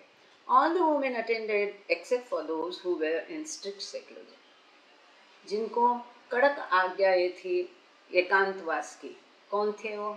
मेहरा इत्यादि, खुर्शीद वगैरह वगैरह। तो जिनको स्ट्रिक्ट सेक्लूजन की आज्ञाएं थी, उनके अलावा बाकी सभी महिलाएं ने इसका आनंद उठाया, मतलब पाश्चात्य महिलाओं ने। The 6 who stayed behind had what money deemed a grand time at home. तो उनमें मणि भी थी। तो जो 6 महिलाएं पीछे रह गई थी, वो मणि कहती हमने बहुत बढ़िया समय का फायदा उठाया, आनंद उठाया अकेले घर पर। Although Mehwan's Navjot was the highlight of his stay in Jabalpur, he had other memorable experiences with Baba, the universal playmate. मेहरवान जैसावाला बाबा की कई सारी बातें बताते थे। एक संत प्रवृत्ति के व्यक्ति थे, आप लोगों को याद होगा। तो उनको वो कहते हैं कि नवजोत सेरेमनी उनके लिए बहुत बढ़िया या महत्वपूर्ण जबलपुर की घटना थी, लेकिन इसके अलावा बाबा के साथ के कई सारे सुनहरे प्यारे अनुभव उनके साथ थे, और बाबा को वो अपना यूनिवर्सल प्लेमेट, वैश्विक मित्र या खिलाड़ी या खेल मित्र कहते हैं। One was getting a marble shooting lesson on the veranda of their bungalow. ये एक्चुअली मैंने सोचा था ये भी फोटो निकाल के शेयर करूँ, रह गया, सॉरी। आपने ये चित्र देखा होगा कि कुर्सी पे एक महिला बैठी है, बाबा ऐसा उंगली से ये मार्बल गोटियां खेल रहे हैं, और बगल में एक छोटा मेहरवान बैठा है, छोटा बच्चा है, वो मेहरवान जैसा वाला है। तो बाबा ने स्वयं बाबा मेहरवान को सिखाते थे कि ये मार्बल्स या कंचे कहते हैं उसको हिंदी में, हम लोग मराठी में गोटियां कहते हैं। तो वो बड़ा अद्भुत खेल रहता है। तो ये गोटी कंचे को कैसे खेलना है, कहाँ कैसे उंगली के किस कंचे को कैसे उड़ाना है, ये बाबा बारकाई से मेहरवान को सिखा रहे थे। तो इस बंगले के वरांडा पर बाबा वो गेम उसको सिखा रहे थे, उसका फोटो भी है। ही मतलब बाबा had an unerring aim and was showing me how to place my fingers and hit the marble accurately. See how I do it, he gestured. तो मेहरवान कहता है कि बाबा का जो निशाना था इतना बिनचुक था, और अपनी उंगलियों की सहायता से वो मुझे दिखा रहे थे कि मेरी उंगली मुझे किस प्रकार से रखनी है ताकि मैं कंचे को सही निशाने पर लेके आऊँ। और बाबा उनसे कहते हैं कि देखो मैं कैसा करता हूँ, इस प्रकार से बाबा उनको स्वयं दिखा रहे थे। So nice. He was just like a little kid jumping from place to place in order to shoot the marbles. वो कहते कि एक छोटे बच्चे जैसे बाबा प्रतीत होते थे, यहाँ से वहाँ कूदते थे कि ताकि वो बराबर कंचे को शूट कर पाए। आप लोगों को पता होगा कि ये कंचे का खेल नीचे ही जमीन पर खेला जाता है। अब जब कंचे बिखरते हैं तो यहाँ से वहाँ ऐसा 2 पैरों पर बैठकर कूद कूद के उनको निशाना लगाना पड़ता है। तो बाबा उसी प्रकार एक छोटे बच्चे से जैसा कूद रहे थे यहाँ से वहाँ कंचे को निशाने पर लाने के लिए। With Baba he was on all levels at all times. कितना महत्वपूर्ण है। वो कहते हैं एक ही समय बाबा कई स्तरों पर होते थे, कई स्तरों पर कार्य करते थे। एक ही समय वो बच्चे के साथ बच्चा होके खेलते थे, माता के साथ बेटा होते थे, प्रेमियों के साथ प्रियतम होते थे, विश्व का कारोबार चलाते थे, ईश्वर होते थे, अवतार होते थे, मस्तों के दास होते थे। इसलिए मेहरवान कहते हैं he was on all levels, सभी स्तरों पर एक ही समय बाबा हुआ करते थे। दिस इज रियली रस के सार है। This is very important. With a child he was like a child, and with a philosopher he was also that. He is a perfect man as well as perfect God. तो मेहरवान कहते हैं एक बच्चे के साथ बाबा बच्चा हुआ करते थे, एक तत्वज्ञ के साथ बाबा तत्वज्ञ होते थे। ये एक परिपूर्ण ईश्वर थे और साथ ही एक परिपूर्ण परफेक्ट मनुष्य थे, परफेक्ट मैन। एक परिपूर्ण परफेक्ट पुरुष थे और साथ ही परफेक्ट गॉड, एक परफेक्ट ईश्वर भी थे। But Mehrwan also recalled how frightened he was of Ranu, who shouted at him for being too rambunctious while she was trying to wash the blue bus. साथ ही राणु से बहुत मेहरवान डरते थे। उनको याद है जब राणु ब्लू बस धो रही थी तो इतना उसके ऊपर गुस्सा हो गई, चिल्लाई वो, तो बेचारा बहुत डर गया। तो काफ़ी सारे जो मंडली है इनकी अपनी अपनी आदतें होती थी। कुछ महिला मंडलियों को खास करके राणों को और 2-3 महिला है उनको छोटे बच्चे बिल्कुल पसंद नहीं होते थे। जैसे कि हम लोग महराजात गए तो मेरी बड़ी बहन पर डॉक्टर गोहर उस समय ऐसी चिल्लाई कि अब मेरी बहन 65 की हो गई फिर भी उस घटना को भूली नहीं है। I am sorry.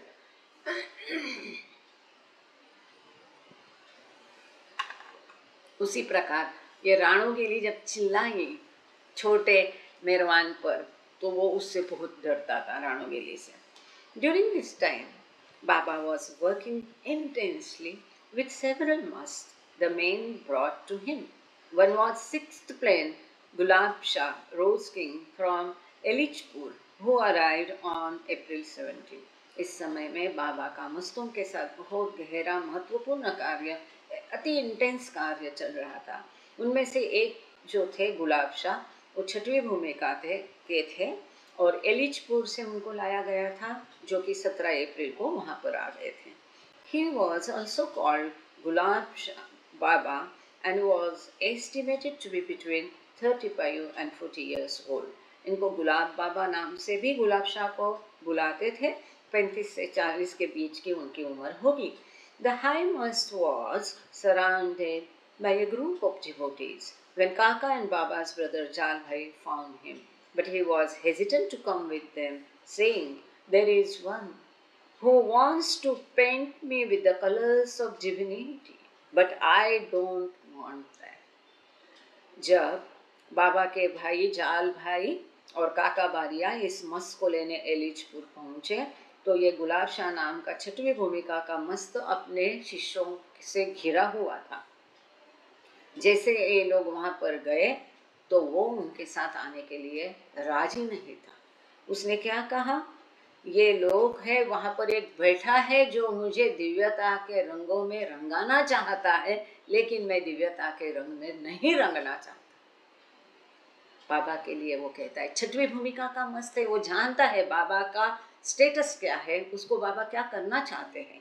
बाबा ने स्वयं इस बात का खुलासा क्रिएशन कॉजेस किताब में किया है। बाबा कहते हैं कि जो 6वीं भूमिका के लोग हैं वो आसानी से उसी जीवन काल में उसी देह में 7वीं भूमिका पर जाने के लिए राजी नहीं होते, क्योंकि वहाँ पर उनको अत्यधिक प्रेम होता है ईश्वर के साथ में, और वो जानते हैं कि देह छोड़ने के पश्चात उनको 7वीं भूमिका वैसे ही मिल जाएगी। तो ठीक इसी का अनुभव हम यहाँ कर रहे हैं।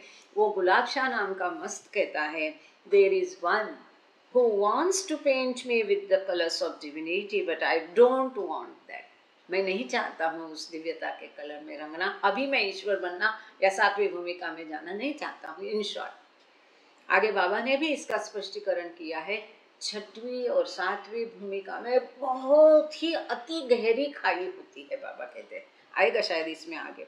When Kaka whispered Baba's name, Gulab Shah called out, "He has caught me, but I don't want to go. He wants to send me to the great homeland God, but I don't want to go there." देखा, जैसे काका ने बाबा का नाम गुलाब शाह के कान में फुसफुसाया तो गुलाब शाह जोर से बोल रहे हैं, उसने मुझे पकड़ लिया, परंतु मैं जाना नहीं चाहता हूँ। मुझे वो ईश्वर के घर भेजना चाहता है, लेकिन वहां पर भी मैं नहीं जाना चाहता। वो समझ गया कि बाबा उसके ऊपर कार्य करके उसको 7वीं भूमिका में धकेलना चाह रहे हैं। वो कहता है मैं नहीं जाना चाहता हूँ, ईश्वर के घर नहीं जाना चाहता।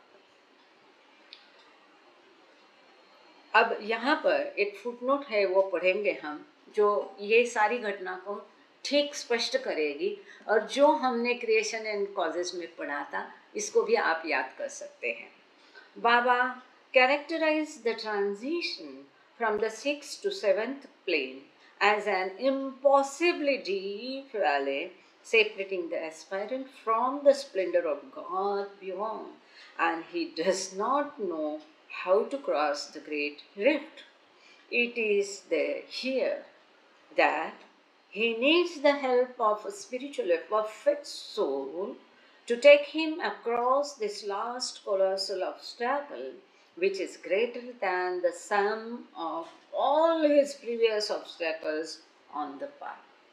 ये इतनी बाबा ने इस चीज के बारे में स्पष्ट किया कि ये जो ट्रांजिशन होता है 6वीं भूमिका से 7वीं भूमिका जाने के लिए, बीच में इतनी अशक्य प्राय गहरी खाई होती है, जिसके कारण ये साधक को वो बियॉन्ड, उस तरफ में जो ईश्वर है या 7वीं भूमिका, अपने आप के स्वयं को पहचानने के लिए उसको सेपरेट करती है। और ये गहरी खाई कैसे पार करे वो समझता नहीं है। यहाँ पर कोई अपने स्वयं के बलबूते पर भी अगर प्रगति करता है किसी भी मार्ग का अवलंब करके, चाहे वो शरीयत हो, योगा हो, बाबा कहते हैं अधिकतर वो अधिक से अधिक 6वीं भूमिका तक पहुँचता है, उसके पार नहीं। 6वीं से 7वीं में ले जाने के लिए सद्गुरु की आवश्यकता इसीलिए होती है।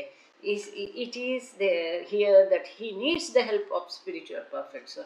यहाँ पर उसे परफेक्ट मास्टर के मदद की आवश्यकता होती है, जो उसे वो जो बाधाएं हैं, ऑब्स्टेकल है, उसको पार करने में, वो गहरी खाई पार करके उस तरफ जाके ईश्वर साक्षात्कार प्राप्त करने में उसकी मदद कर सकता है। और ये खाई, ये ऑब्स्टेकल, ये बाधा, ये परेशानी इतनी बड़ी होती है, अब तक का पूरा उसका जीवन काल जितने भी रूपों में से वो आया, पहली भूमिका से 6वीं भूमिका तक भी कितनी परेशानी होती है, ये सारी परेशानियों से भी ये परेशानी सबसे बड़ी बाधा होती है। ऐसा wayfarer page number 115। Gulab Shah's state of spiritual advancement was such that he had predicted Kaka and Jalbhai's arrival to his followers the previous day, but now that they had come and he understood that Baba meant to give him one last great spiritual push, he was hesitant to accept it. जैसे हमने देखा इसके पहले भी गुलाब शाह को बाबा ने वहाँ पर भी कांटेक्ट किया था, अब फिर से एक, तो ये लोग वहाँ पर काका बारिया और जाल भाई पहुँचने के पहले ये गुलाब शाह ने पहचान लिया था, अपने शिष्यों को बता दिया था कि ये दोनों आ रहे उसको लेने के लिए। इतनी अवस्था उसकी प्रगत थी, ये उसने समझ लिया था, पहले दिन अपने शिष्यों को बोला कि कल ये दोनों आएंगे, और ये भी समझ गया वो कि बाबा उसको एक अंतिम धक्का देना चाह रहे हैं, आध्यात्मिक पुश देना चाह रहे हैं, लेकिन वो लेने के लिए वो तैयार नहीं था, हेजिटेंट था, आनाकानी कर रहा था। However, when Kaka again murmured Baba's name, the must rose meekly and went with him. लेकिन फिर से जब काका ने बाबा का नाम उसके कानों में फुसफुस आया, चुपचाप नरमाई से उठ के वो मस्त काका के साथ चला गया। सब कुछ जानता था। Their journey back to Jabalpur was a classic example of the lanes, both figurative and literal, to which the Mandali had to go to bring a specific contact to Baba as ordered. It required 2 buses and a train with a layover, during which the must frightened the other travellers by swearing at a wall in the station, addressing it as if it were God. 6वीं भूमिका के ऐसे मस्त को ले जाना, ये बहुत लाक्षणिक भी, औपचारिक भी, शाब्दिक रूप, किसी भी तरह से एक बहुत बड़ा ऑर्डर था, बहुत बड़ा चैलेंज था, आह्वान था, बहुत ही, वो कहते हैं कि एक क्लासिक एग्जाम्पल है। उसको जबलपुर वापस ले जाना, 2 बसें बदल के, एक ट्रेन बदल के उसको इस प्रकार से ले जाना बहुत कठिन था। इस बीच में एक दीवार को ही ईश्वर कहते कहते ये गुलाब शाह ने सभी जो वहाँ के यात्री थे उनको डरा दिया। काका एंड जाल भाई excused the mask's behavior to curious onlookers by calling him a madman. अब जब बाकी लोगों को ये मस्तों की बातें समझ में नहीं आएगी और उनको जो बाधाएं पहुंचता था या आवाज़ करता था, ये करता था, तो उसके लिए काका और जाल भाई उनकी माफ़ी मांगते थे और कहते थे ये पगला आदमी है, उसको छोड़ दो, उसको अनदेखा करके उसकी तरफ से वो माफ़ी मांगते थे, लेकिन उसको खुश रख के लेके जाने की उनकी जिम्मेदारी थी। When they finally reached Jabalpur, Gulab Shah looked around the mast ashram and observed, "This is his hospital." But he would not sleep on the mattress Baba provided for him, believing himself unworthy. कितनी बड़ी बात है। जब वहां पर जबलपुर में वो आश्रम पहुंचा तो गुलाब शाह कहता है ये उसका अस्पताल है। किसका? प्रभु का, बाबा का अस्पताल है बोलता है इसको। और कितना सुंदर शब्दों में वो सही मस्त आश्रम का ये किया। This is his H is capital, this is his hospital, ईश्वर का अस्पताल है। लेकिन बाबा ने जो गद्दा उसको सोने के लिए, बैठने के लिए प्रोवाइड किया था, उसने मना किया कि मैं उसके लायक नहीं हूँ। देखो हम कितनी अपेक्षाएं रखते हैं ना, कुछ भी नहीं होते हुए। वो मैट्रेस पे बैठना उसने मना किया। छठवीं भूमिका का मस्त कहता है कि मैं इसके लायक नहीं हूँ। When at last he saw Baba, he cried out, "He is God himself," but refused to approach him, saying, "I am not fit to sit beside him. How could I sit before the emperor?" जैसे बाबा ने उसको देखा, वो कहता है वो स्वयं ईश्वर है, लेकिन बाबा के बगल में बैठना उसने मना किया कि मेरी इतनी लायकी नहीं है कि मैं कैसे ये जो एम्परर है, बादशाह है, विश्व का विधाता है, इसके साथ बैठने की मेरी लायकी नहीं, मैं उनके बाजू में कैसा बैठूं। गुलाब शाह also accused काका of tricking him into coming, और फिर उसने काका को भी बहुत बोल लगाया कि तुमने ट्रिक करके मुझे यहाँ लेके आया। Baba bathed, dressed and filled the reluctant muss and then immediately sent him back home to Elichpur. 2 buses and 1 train ride away. वहाँ से एलिचपुर, जबलपुर से आप लोग शायद जानते होंगे, नाफड़े बहू और पैठनकर भी शैलजा जी है ज्वाइन हुई कि कितना दूर है। तो बाबा ने उसको नहलाया, उसको कपड़े पहनाए, उसको खिलाया, लेकिन तुरंत उसको एलिचपुर 2 बसें और 1 ट्रेन के माध्यम से फिर से उसको ताबड़तोड़ वापस भेजा। बाबा की ये बात थी कि जो मस उनको पहचान लेते थे तो बाबा उनसे या तो कार्य नहीं करते थे या बहुत कम समय में निपटा देते थे। 3 मिनट है, थोड़ा अगला पैरा कर लेते हैं। और प्रार्थना के लिए कोई तैयार है ना? At about this same time, Baba had sent Chhagan on a journey of over 300 miles to Ujjain and back to bring him the so-called beggar he had contacted while driving through the bazaar. आप लोगों को याद है उज्जैन में जब बाबा गए तो बाजार में उल्टी सीधी अंदर सटी गलियों में बाबा बस घुमा रहे थे और सतत बाबा की नज़र किसी को ढूंढ रही थी।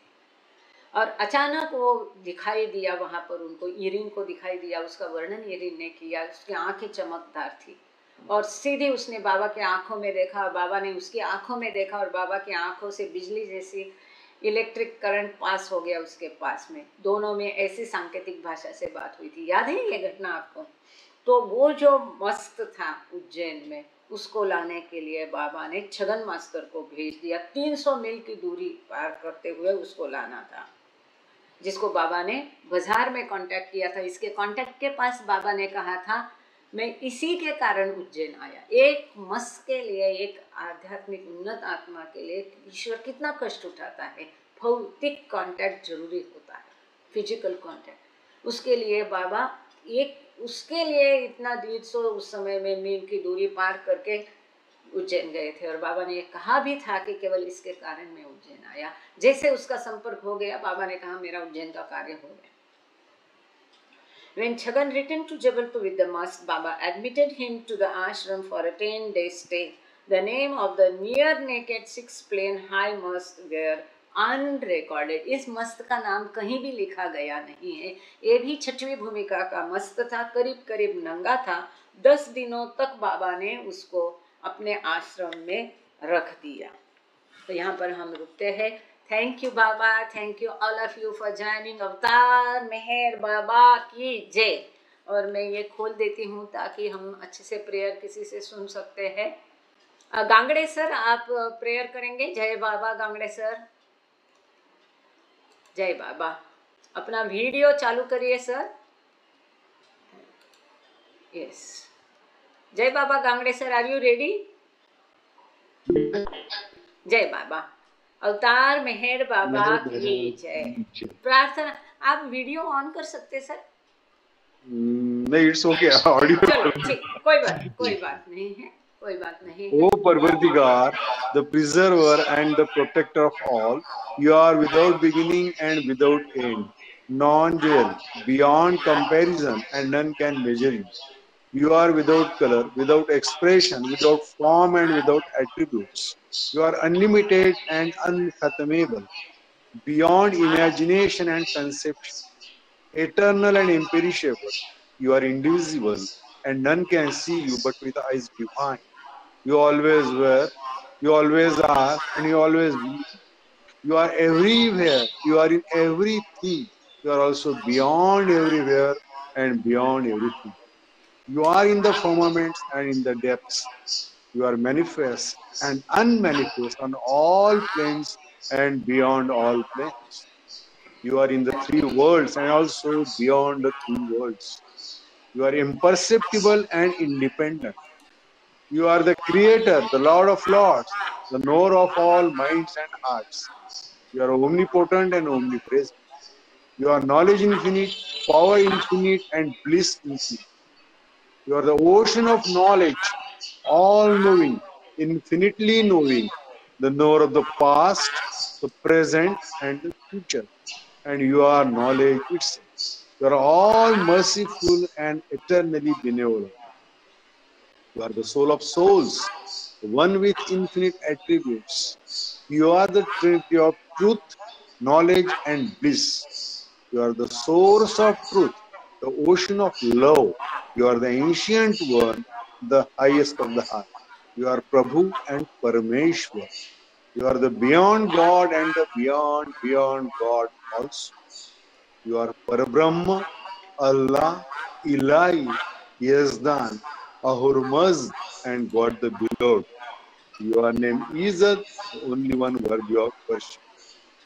We repent, O God, most merciful, for all our sins, for every thought that was false or unjust or unclean, for every word spoken that ought not to have been spoken, for every deed done that ought not to have been done. We repent for every deed and word and thought inspired by selfishness, and for every deed and word and thought inspired by hatred.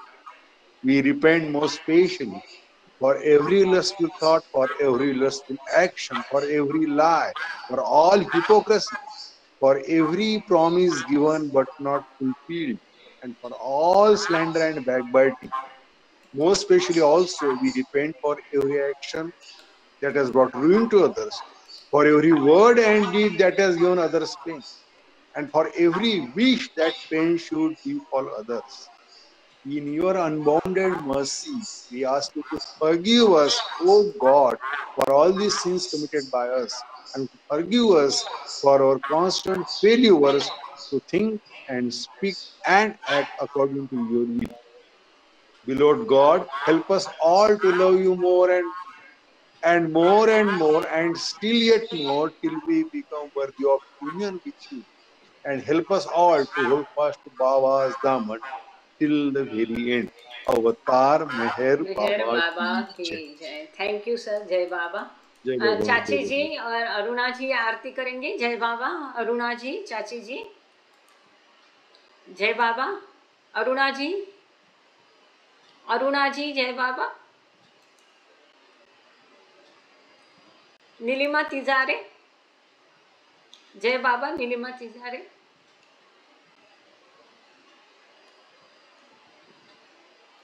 Nilima Tijare, जय बाबा। जय बाबा। हाँ, दीदी हम करें? जय बाबा, जय बाबा करें। जहाँ कल्पना शब्द न पहुँचे, ऐसे अपरंपार नीति नीति वेद पुकारे, महिमा तोरी अपार।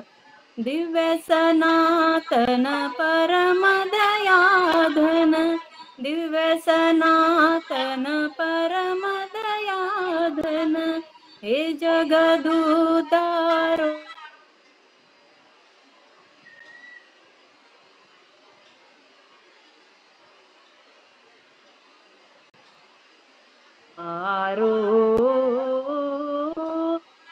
धूप दीप चंदन चर्चाना, भोग लगाना, फूल चढ़ाना, फूल चढ़ाना, तुम्हारा ही तुमको लौटाना।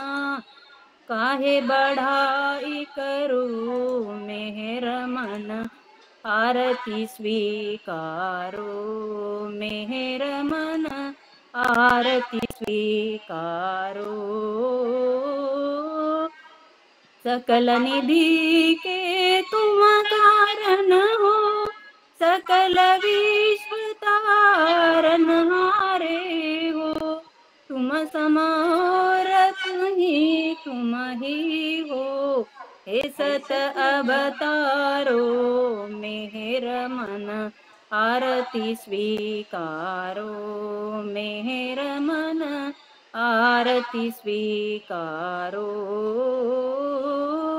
सकल चराचर तुम्हारी माया, माया भी तो तुम्हारी छाया, तुम्हारी छाया।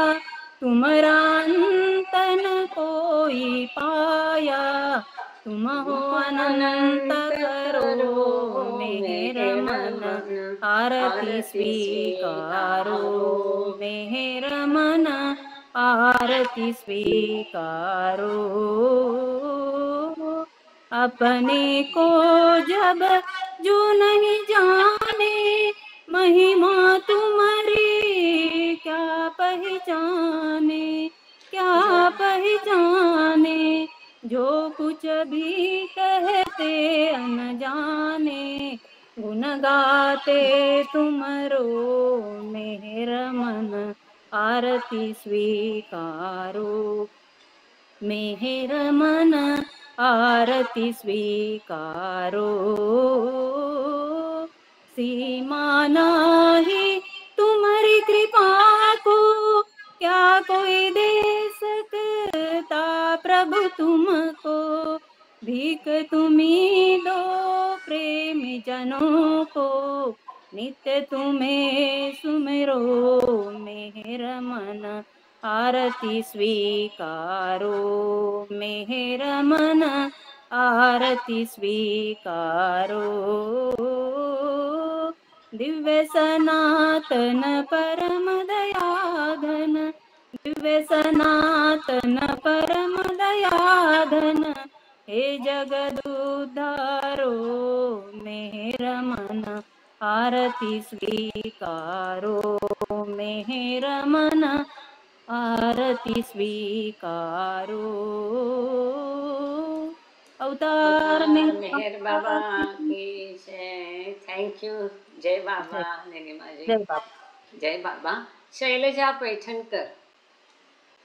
जय बाबा शैलजा जी। बाबा जय बाबा। आप जय जय जय। हाँ, अवतार मेहर बाबा की जय। जय। हुआ डर से ही है जिसकी सृष्टि का निर्माण, उसकी दया अनंतता का कैसे हो अनुमान। आदि सचेतन शांति निकेतन, आदि सचेतन शांति निकेतन। नमो ब्रह्म आओ मेहर प्रभु, आरती अपनाओ मेहर प्रभु, आरती अपनाओ मेहर प्रभु, आरती अपनाओ। प्रेम दीप में ये जलाऊं, निबिड़ा अंधेरा मिटता पाऊं। अपना सब कुछ तुम्हें चढ़ाऊं, अपना सब कुछ तुम्हें चढ़ाऊं। तुम मुझको सरसाओ मेरा प्रभु, आरती अपना ओ मेरा प्रभु, आरती अपना ओ मेरा प्रभु, आरती अपनाओ। जीवन की हर सांस हमारी बन जाए प्रभु गति तुम्हारी। हे करुणा कर लीलाधारी, तुम करुणा बरसाओ मेरा प्रभु, आरती अपना ओ मेरा प्रभु, आरती अपनाओ। बने आरती जीवन मेरा, आदि अंत का लय हो गेरा। खुले नयन और दिखे सवेरा, तुम मुझ में छा जाओ मेरा प्रभु, आरती अपनाओ। आदि सचेतन शांति निकेतन, नमो ब्रह्म आओ मेरा प्रभु, आरती अपना ओ मेरा प्रभु, आरती अपना। तार में बाबा की। सॉरी, मुझे क्या थोड़ी सांस फूल जाती है, नहीं कोई बात आखिर में नहीं। अच्छे से नहीं गा पाई। थैंक यू शैलजा, सांस की प्रॉब्लम हो जाती है थोड़ी। जय बाबा, जय बाबा। जय। शोभा जी, आप आरती के बोलना चाहते हैं? शोभा, मेहर शोभा, मेहर शोभा, जय बाबा। आपका हैंड रेज है, आप आरती कहना चाहते हैं? जय बाबा। मेहर शोभा, प्लीज अनम्यूट योरसेल्फ। जय बाबा।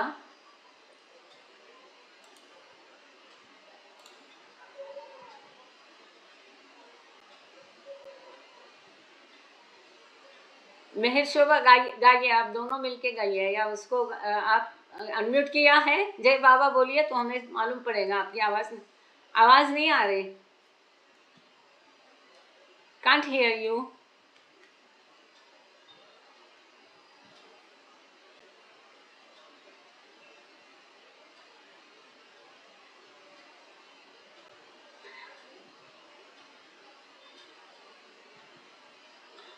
नहीं आ रही आवाज। देखिए वॉल्यूम, देखिए एक बार, वॉल्यूम कम होगा। नहीं, आवाज नहीं आ रही। डिस्कंटिन्यू करके फिर से ज्वाइन करिए। ठीक है, तब तक के लिए किरण जी आप गाइए, आपका हैंड रेज है। जय बाबा। जय बाबा। जय बाबा। सबको जय बाबा। जय बाबा। हाँ, एक मिनट। हाँ किरण जी, वो शोभा जी आ गई है। प्रभु जय मेरे अवतार, आरती तेरी उतारू, आरती तेरी उतारू, करूँ तेरी जयकार। प्रभु जय मेरे अवतार, मन नयन से निरखूं तुमको, मन की बाजे तार। प्रभु मन की बाजे तार, मन ही मन प्रार्थू मैं, मन ही मन प्रार्थू मैं, आरती हो स्वीकार। प्रभु जय मेरे अवतार, मन की ज्योत जलाऊं चढ़ाऊं, मन पुष्पों का हार। प्रभु मन पुष्पों का हार, मन का धूप जलाऊं, मन का धूप जलाऊं, मन का ही उपहार। प्रभु जय मेरे अवतार। तुम ही केवल ऊंचे सबसे, तुम करुणा की धार। प्रभु तुम करुणा की धार।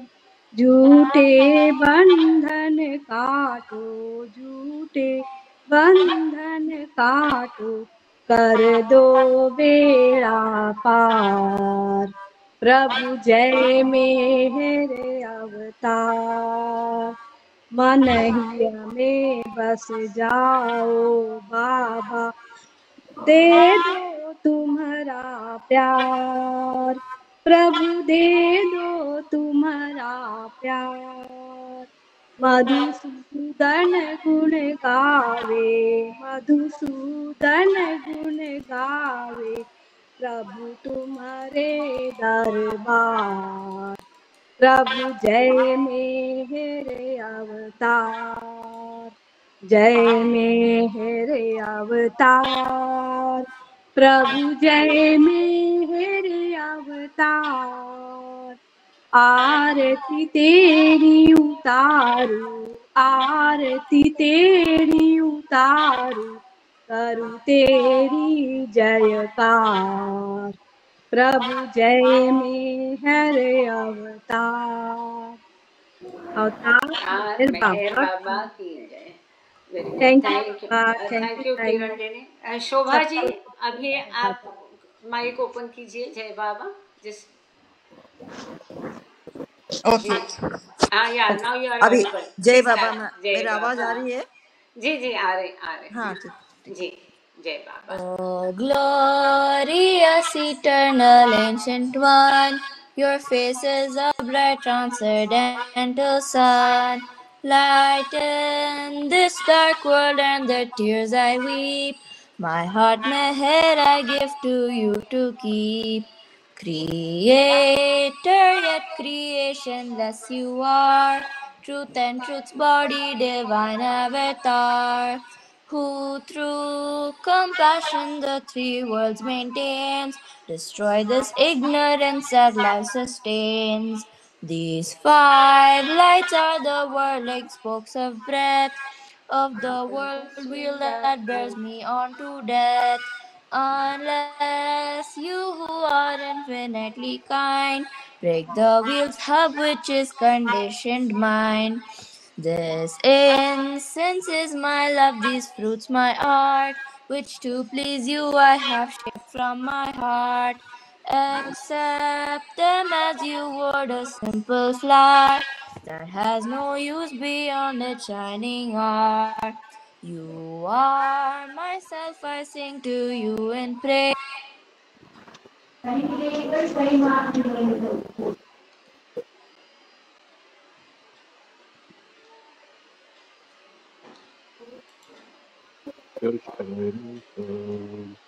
You are myself, I sing to Sing to you in you in praise praise. and I beg your beg your love to love bless to me get me every through the day.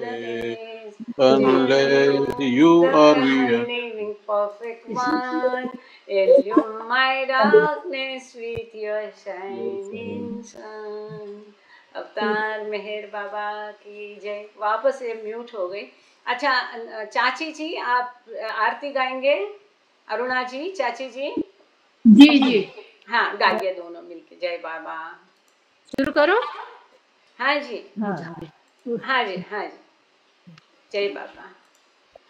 बुझावे नार जहरतनी, कर कुदरत ने फरमातू, छिलाई आस भक्तों ने के बख्शे, नूरे मातू आया मुर्शद मेहर बाबा, चरण पर तुझ न धनीस, खुदा ना जात थी वहाँ के पढ़ई बैठो मेहर तू तुझे मालिक हकीकत नो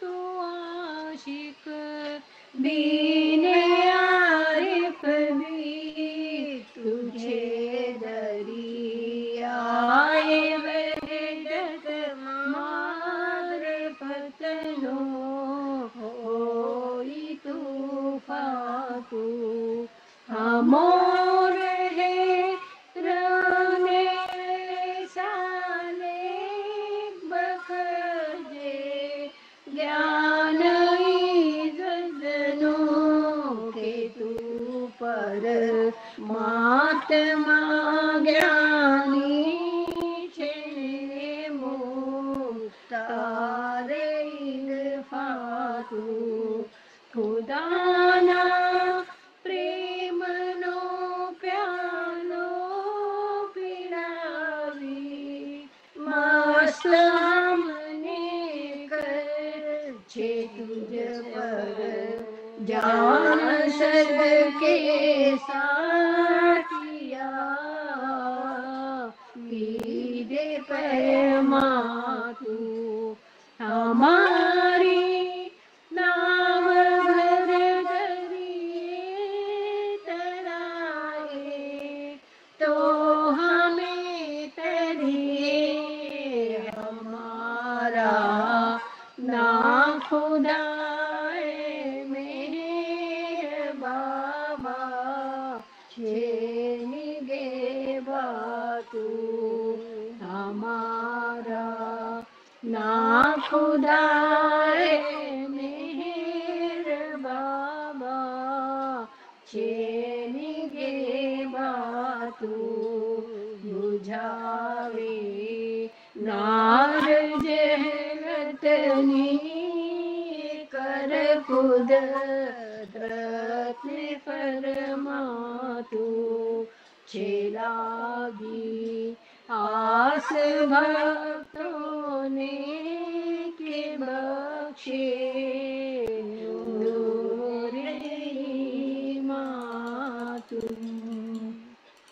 जय बाबा। बहुत बढ़िया, थैंक यू। जय बाबा, अवतार मेहर बाबा की जय। अभी सबसे गुजारिश है, thank you all for joining, singing, prayer, doing prayers.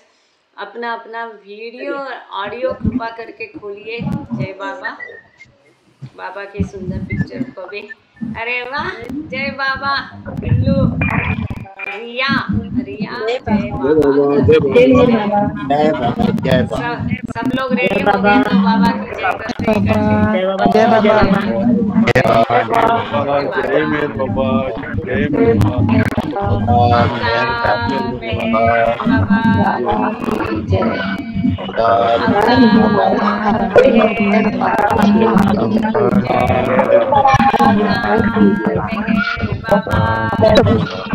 Baba.